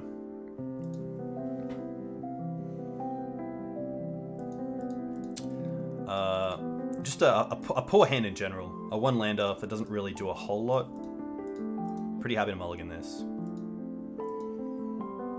I think what my opponent is going to try to do is try to turn 1 Echo, because we're probably keeping a hand with some sort of interaction on turn 1. So an Echo is probably their best line on turn 1.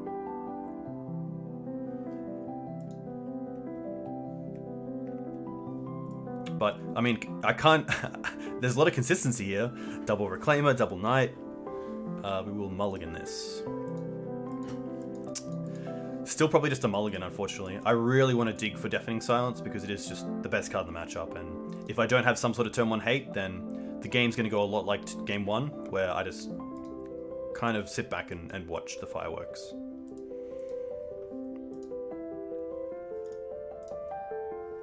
No. No. Okay, I'll keep this because of the Force. Put back 4. We actually don't have a land either. I should have thought of that.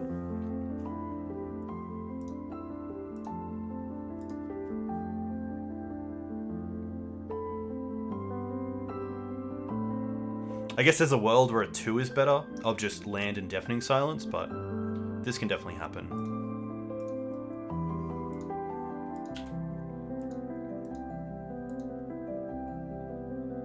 I mean, this does turn off Echo lines, I guess, from our opponent, which isn't the worst, but... Look, we draw a land here, we're Gucci. Okay. Not the land that I want, but probably the land that I deserve for this mulligan. There are a fair few decks, lands in the deck, which is nice.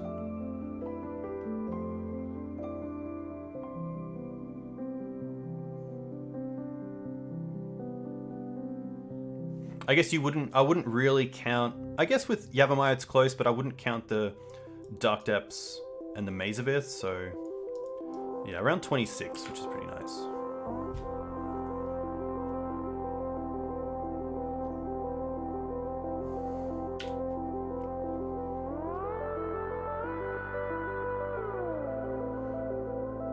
Should have cut Maze. Yeah, we definitely should have cut Maze. I think we did? Maybe not. Yeah, we did. We did cut Maze. Thanks, Jerry.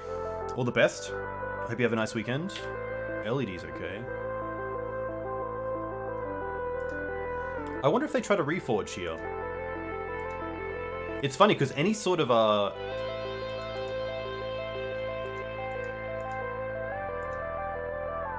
any sort of hand regenerator is pretty good for us.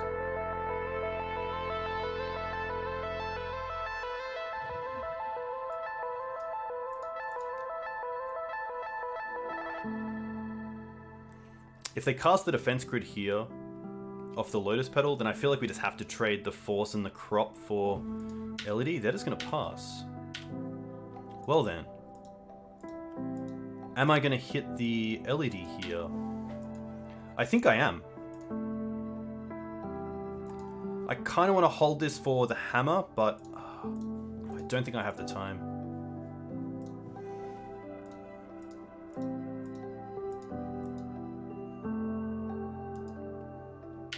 Maybe we can destroy into Deafening Silence.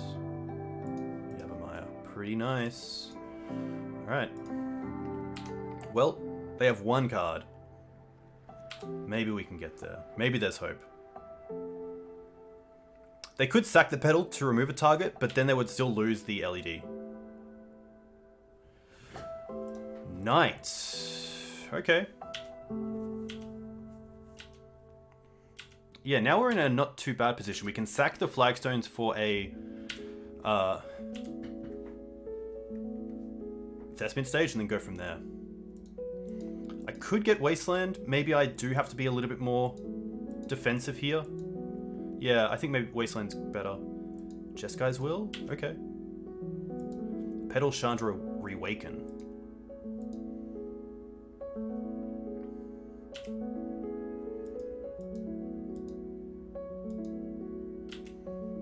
Okay.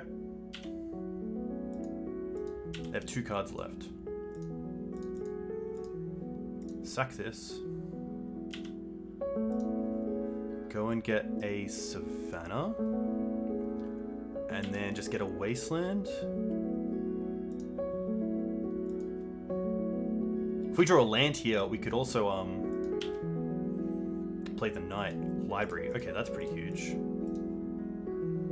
I think digging for Deafening Silence is better here than holding up Reclaimer.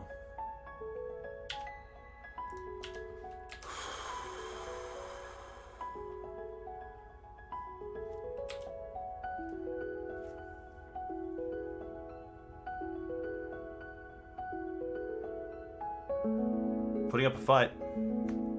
Ooh! Oh, so close. Still.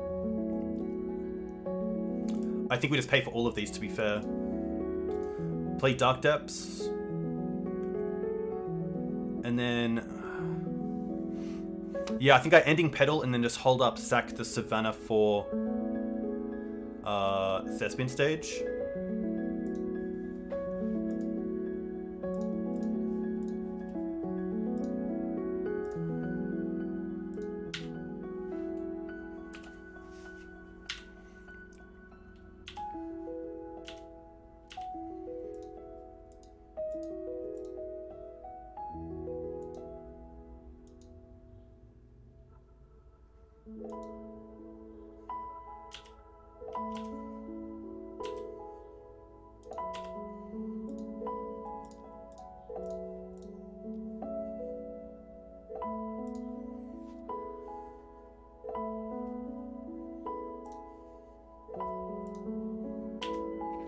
I guess we now need to find a white source and Deafening Silence if we find either. Okay. I guess Caracas because it keeps back their legendary creature. The one we were talking about before, which is called Bigiri, I think.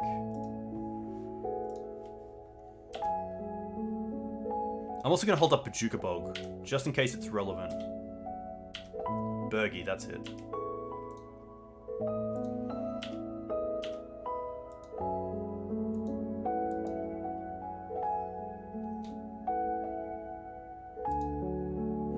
Okay.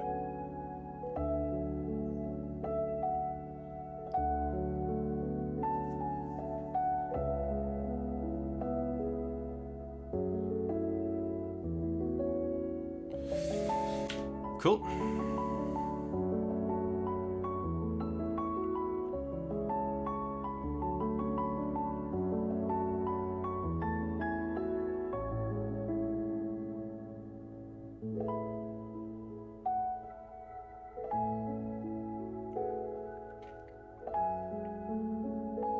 At least the Manamorphos were digging, which is good for us. It's a good sign. But it's definitely not over. My question is, if they cast a Rite of Flame, am I supposed to take the turn off getting the combo together to Bajuka Bog my opponent to keep them off the extra mana from this Rite of Flame? Is that extra mana going to really change things?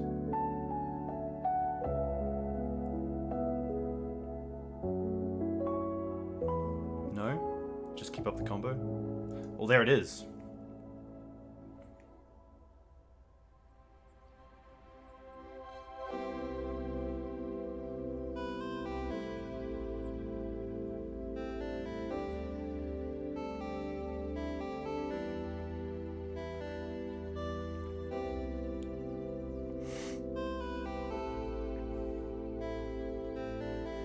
Shuffle's still beneficial, yeah.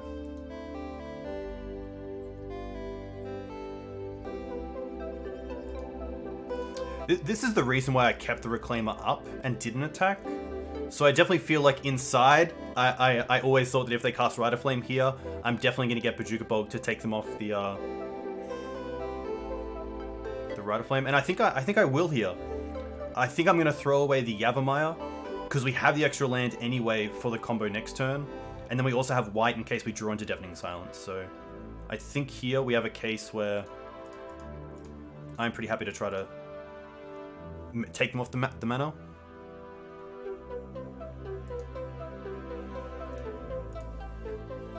So I think the one extra mana definitely hurts them.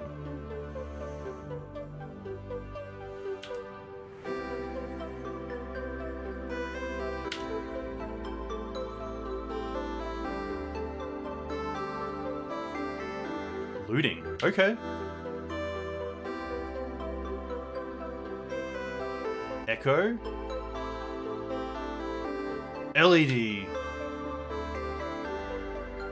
And a city. Yikes.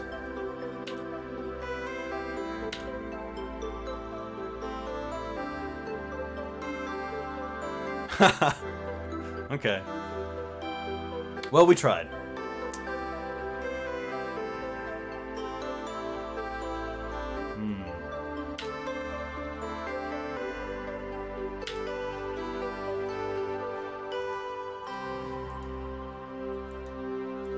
Yeah, they can still fizzle.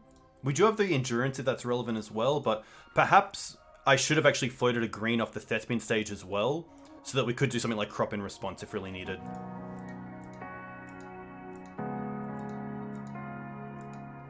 Ignite.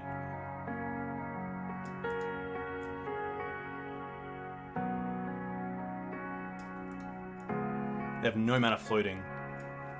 Exile the top 3 cards of your library. Until the end of your next turn, you may play those cards.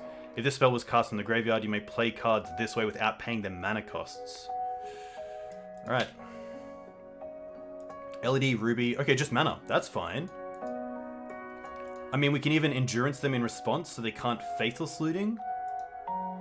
I assume we just endurance here.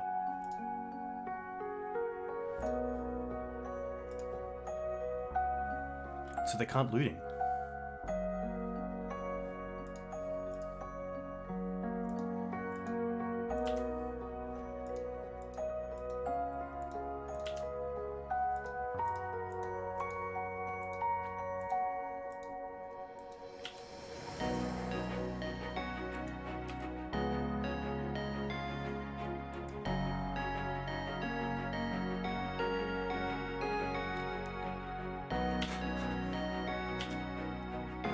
I think Green Sun's Fatigue here is probably correct.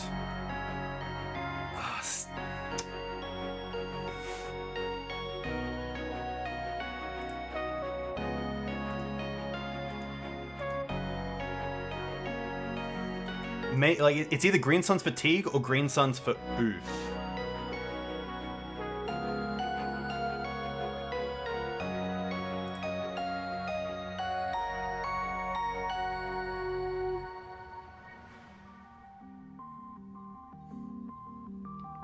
I think it's Oof.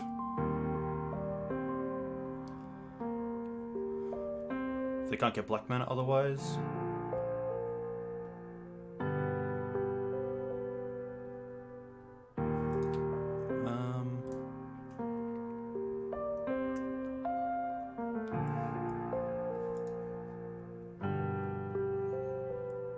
Oof, maybe.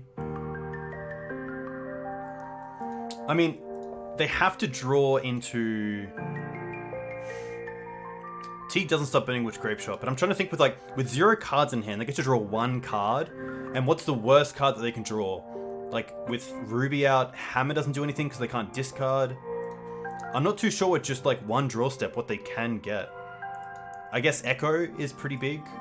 Echo is probably the reason why I get Teeg here.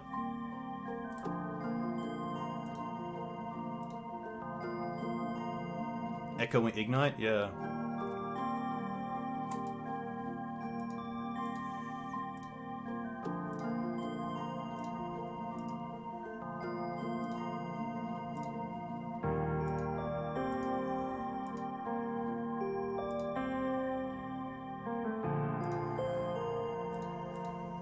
And then I get to hold up Reclaimer here, which is nice. I could also play second Reclaimer and hold up Crop.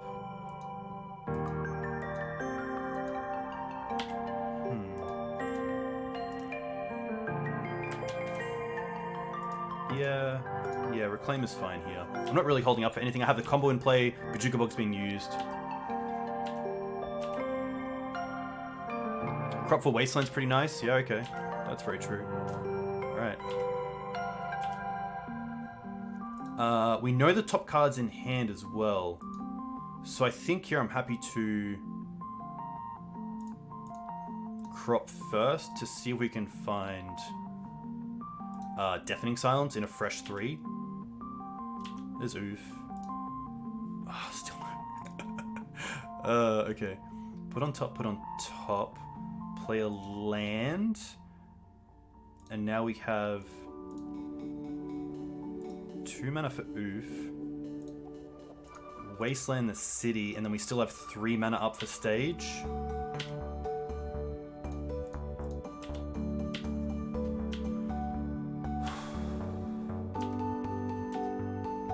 Hey Prom, we're playing Green-White Depths, and we're playing against Ruby Storm, which is a mono-red combo deck.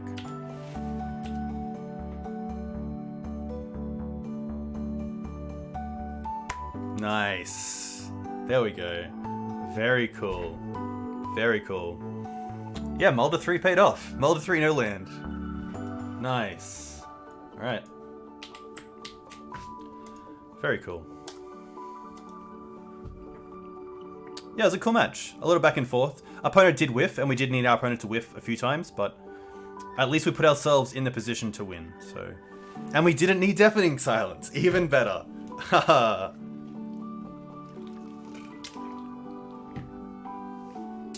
I am an affiliate.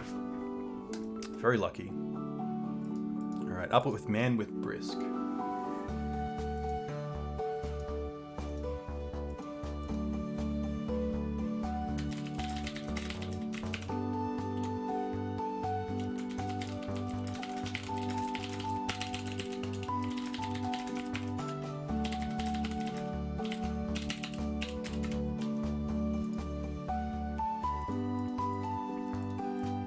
I don't mind this hand. I'll keep this. Reanimator player?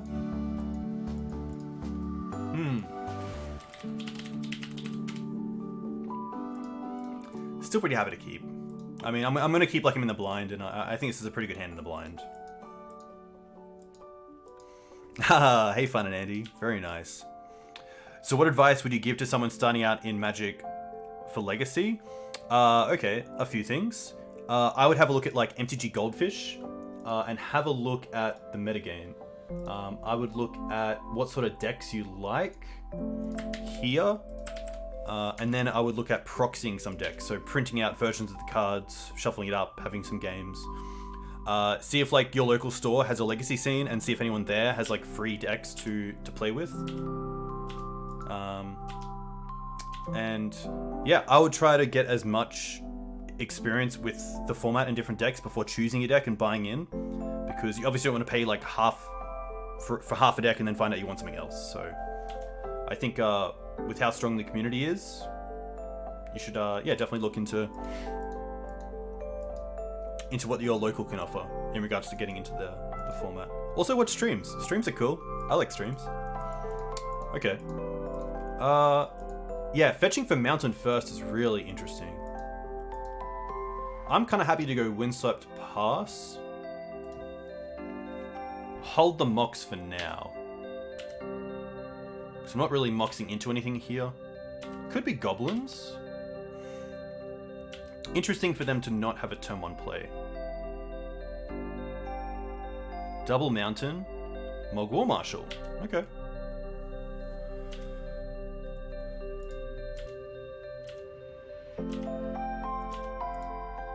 Don't really want to spend a swords on a Mog War Marshal, so I am just going to untap here and play the Knight out.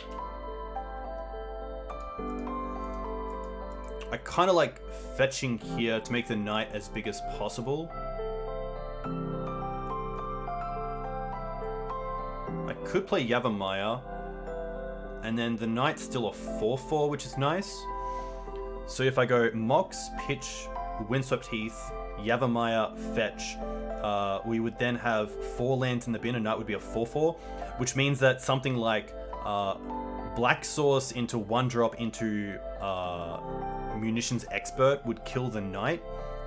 So if I go Windswept Heath into Mox, Pitch the Yavimaya, that puts 3 cards in the bin, which makes Knight a 5/5, which I think is probably relevant here. And then we have the Dark Depths next turn anyway. It could also just be Food Chain, which would be pretty bad for us. Which means there's also the play of Swords War Marshal. And then hope that they're on... This is actually pretty interesting. We're definitely fetching at least once. For... I don't mind going for Forest and Plains here.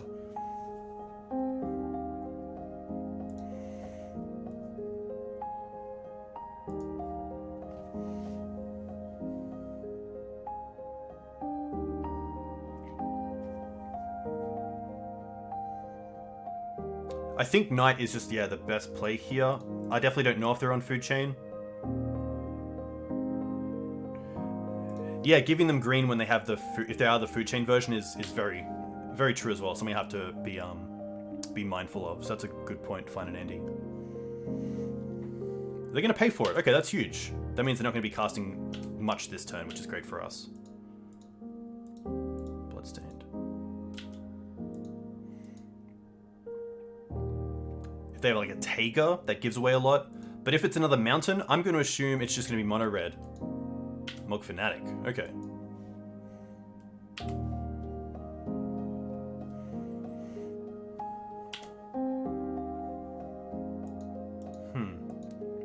I think to play around Wasteland here, I just go for Dark Depths and then hold up Sword.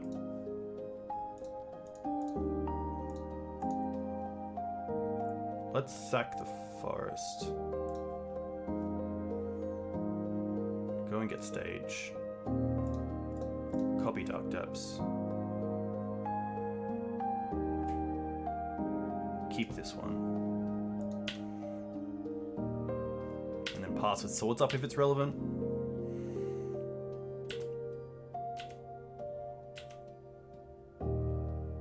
That should be game, but you never know with Goblins.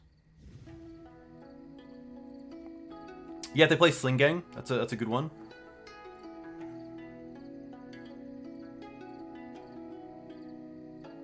Bounce Goblin doesn't exist, but it hasn't seen too much play. I believe it's called Sling Gang. No, it's I even know the card. It's like a 2-drop. Oh, someone in chat surely knows the Bounce Goblin.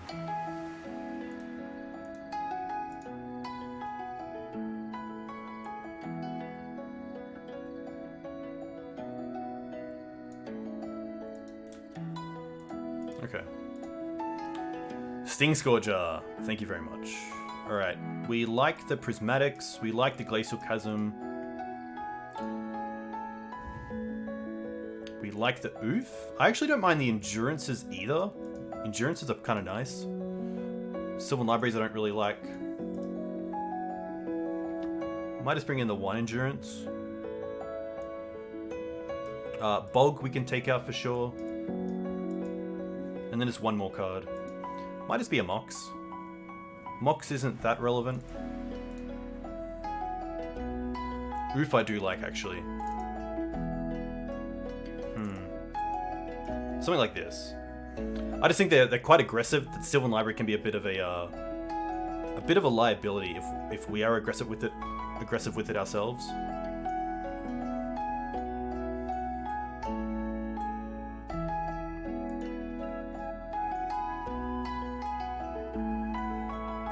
Chasm can buy a lot of time as well.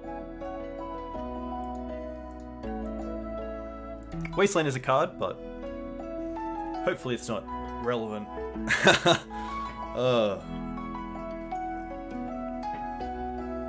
Alright. Some sort of turn 1 removal spell is what I really want. And this is pretty good. Has 1 piece of the combo as well. So pretty happy to keep this. Turn 1 swords and then a swords for backup. Not the greatest against a little bit awkward against a Vile start, but I think that's okay.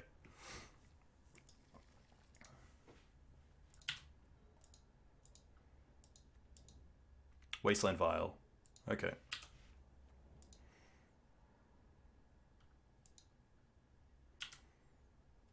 Prismatic Ending would be huge here, if I could find it. Pretty happy to Wasteland the Wasteland here. Yeah, I don't really see the Wasteland having too much of an impact otherwise. And if we can, you know, draw into that that Prismatic Ending would be nice. But a lot riding on this Vial.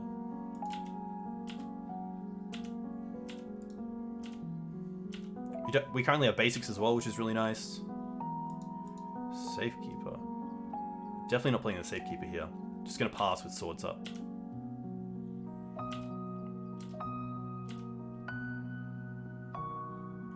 No 1 mana creature.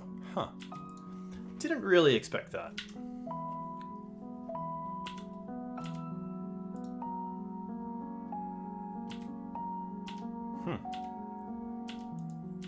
Now I really want the Prismatic Ending. No.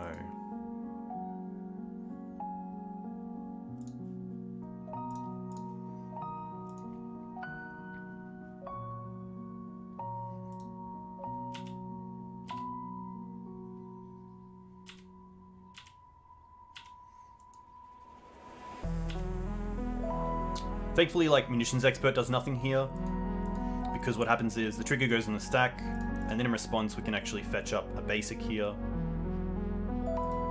and swords in response, and it's because you may have it deal damage to target creature or planeswalker equal to the number of goblins you control. So if we swords here, then on resolution the ability will see no goblins, and so luckily the Safekeeper will survive, which is pretty sweet.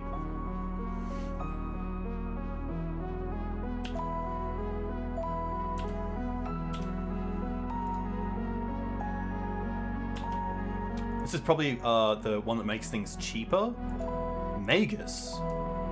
That's fine. We have the extra swords here, so not too bad. Another swords. Okay.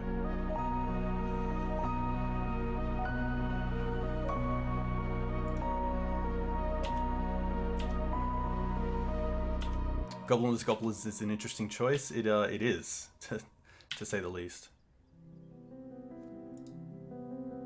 There's also a world where we could find Dark Depths and then Swords the Magus. So with Magus in play, Dark Depths comes into play with no counters on it, but just as a basic.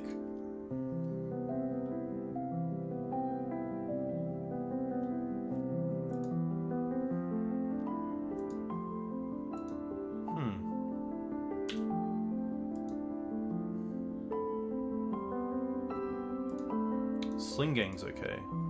I think with Sling Gang on the stack, I'm happy to swords it. So they can't use the actual creatures here to sack.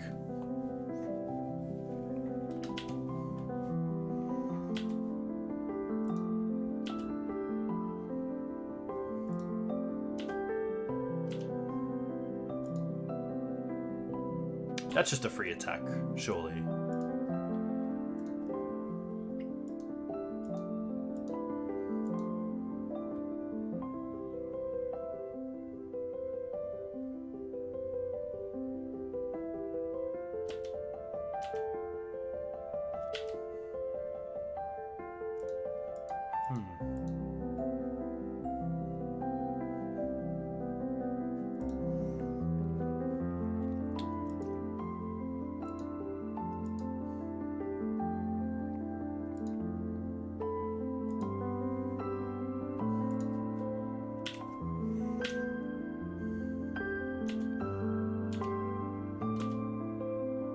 Playing around Spirit Guide Endurance? Yeah, could definitely be playing around Endurance, I guess. If we were a Spirit Guide deck.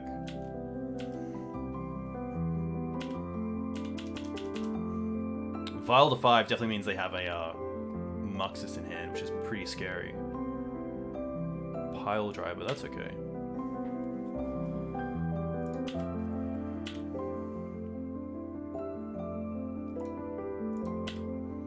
Take this.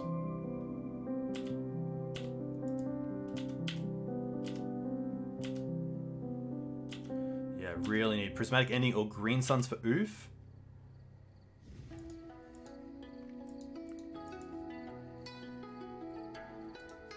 I mean, we can Chasm and then Swords the Magus if it's relevant.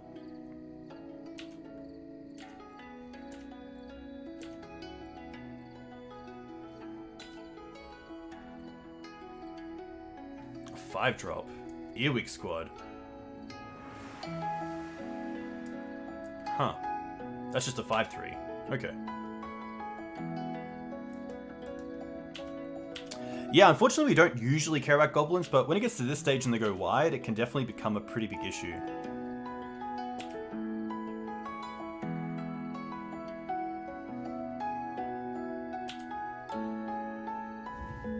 Wow, they only hit Matron? Leyline, Cavern, Matron, wow.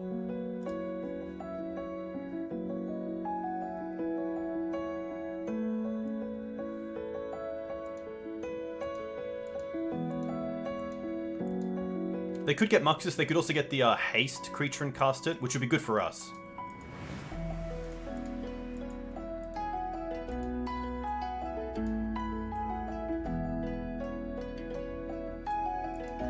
Because at least if we Swords the Magus, and then before damage they try to like Wasteland Pashalik Mons.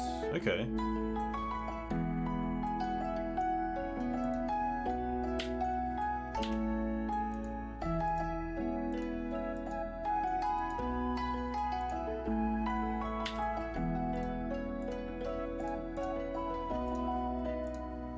Pretty happy to Sword Magus here.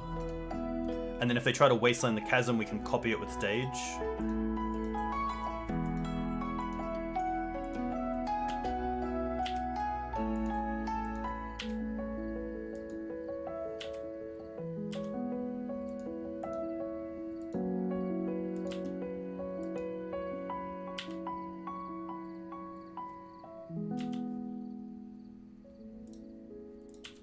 Crop rotation, come on.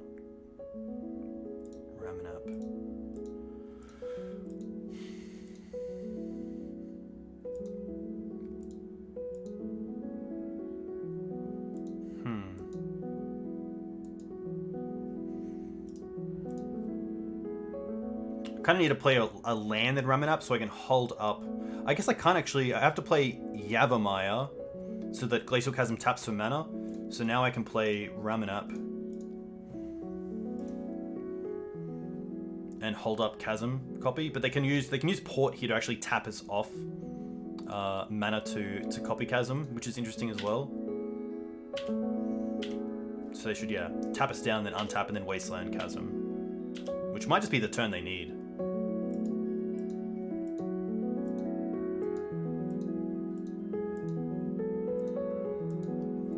See, this is interesting, because now we can just copy it.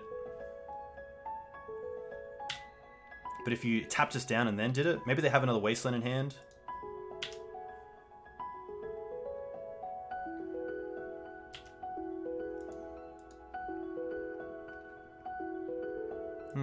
Yeah, I thought maybe put us down and then untap and go for it, but...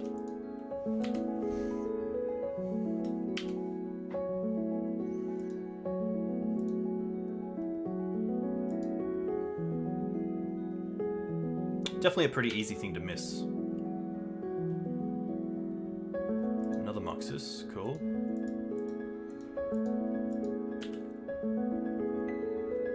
Just Munitions Expert. That's fine. We can save that.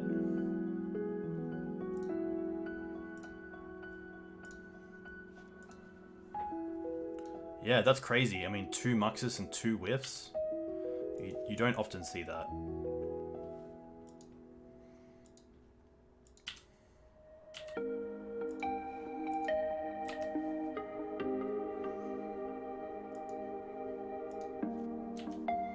We will pay for this.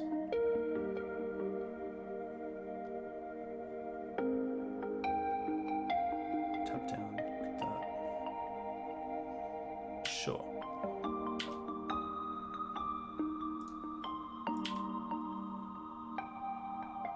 Knight. Okay. Well, that's a good start. Probably just play Wasteland this turn. Wasteland. Play Knight.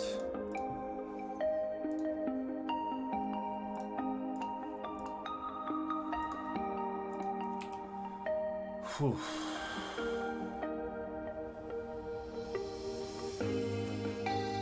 So they really need to find Wasteland off the top. I don't know if they have another out to the Chasm.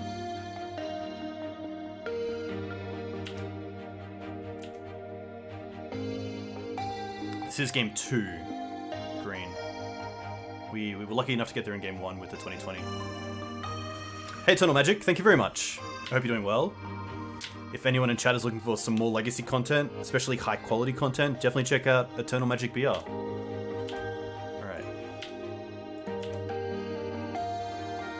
I think we pay this. We pay the 4.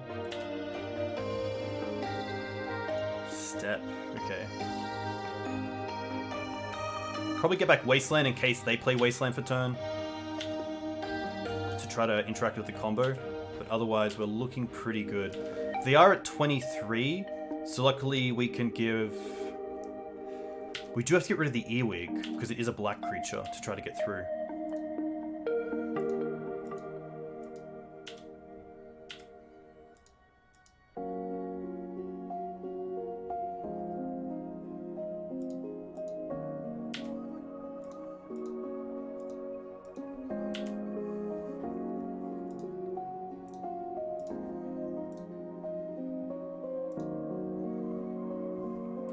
So I want to see how I want to do this.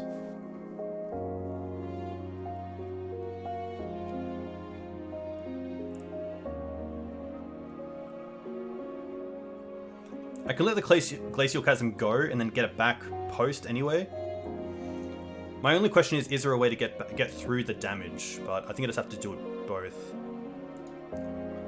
Yeah, I think here we do green, sack Chasm.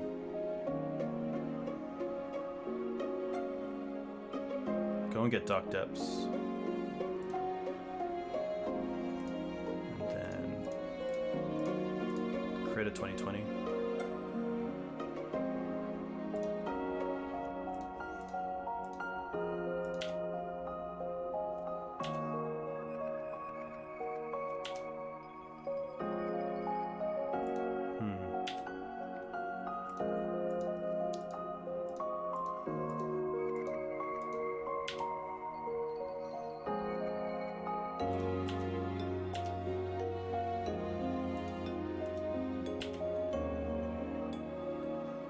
And now I have up Glacial Chasm and Knight for a...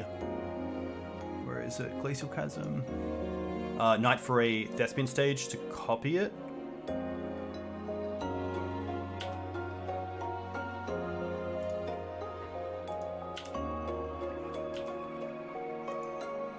Sling Gang wins. They can't cast it unless they have like...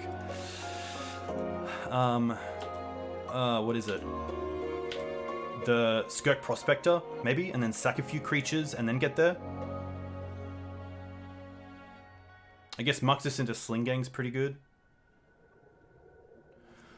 Nice. Get the 5-0. Very cool. Nice. So good.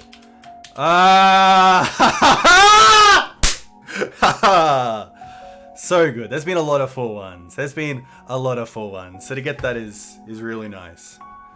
Obviously a few loose plays here and there, but the deck is just really powerful and carries you through, which is really nice. So a huge thank you to chat as well. There's a lot of lines that I didn't see that obviously chat did, so that's very cool.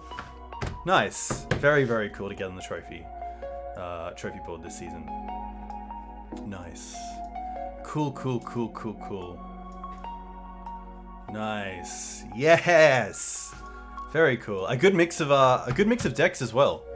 We had Goblins. I'm just gonna quickly write them down, and I'm sure chat can help me out with remembering them. We had Mono Black. We had Ruby Storm. We had Painter. We just had Goblins. And then one more.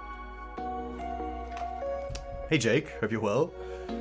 Nice. Yeah, very cool. Painter, Mono Black, Ruby, Goblins. I feel like there was another combo deck.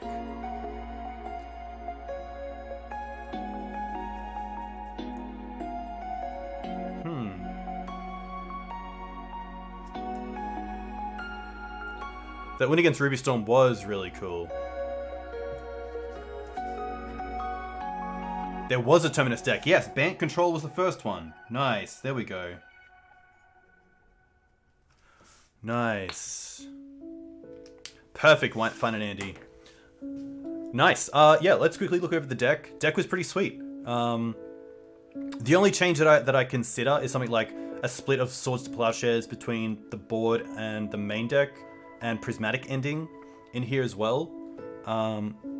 But otherwise, like, the consistency is just so nice. There was a few times where Tabernacle would have been nice. We didn't get to see Field yet, unfortunately, but otherwise it seemed pretty good.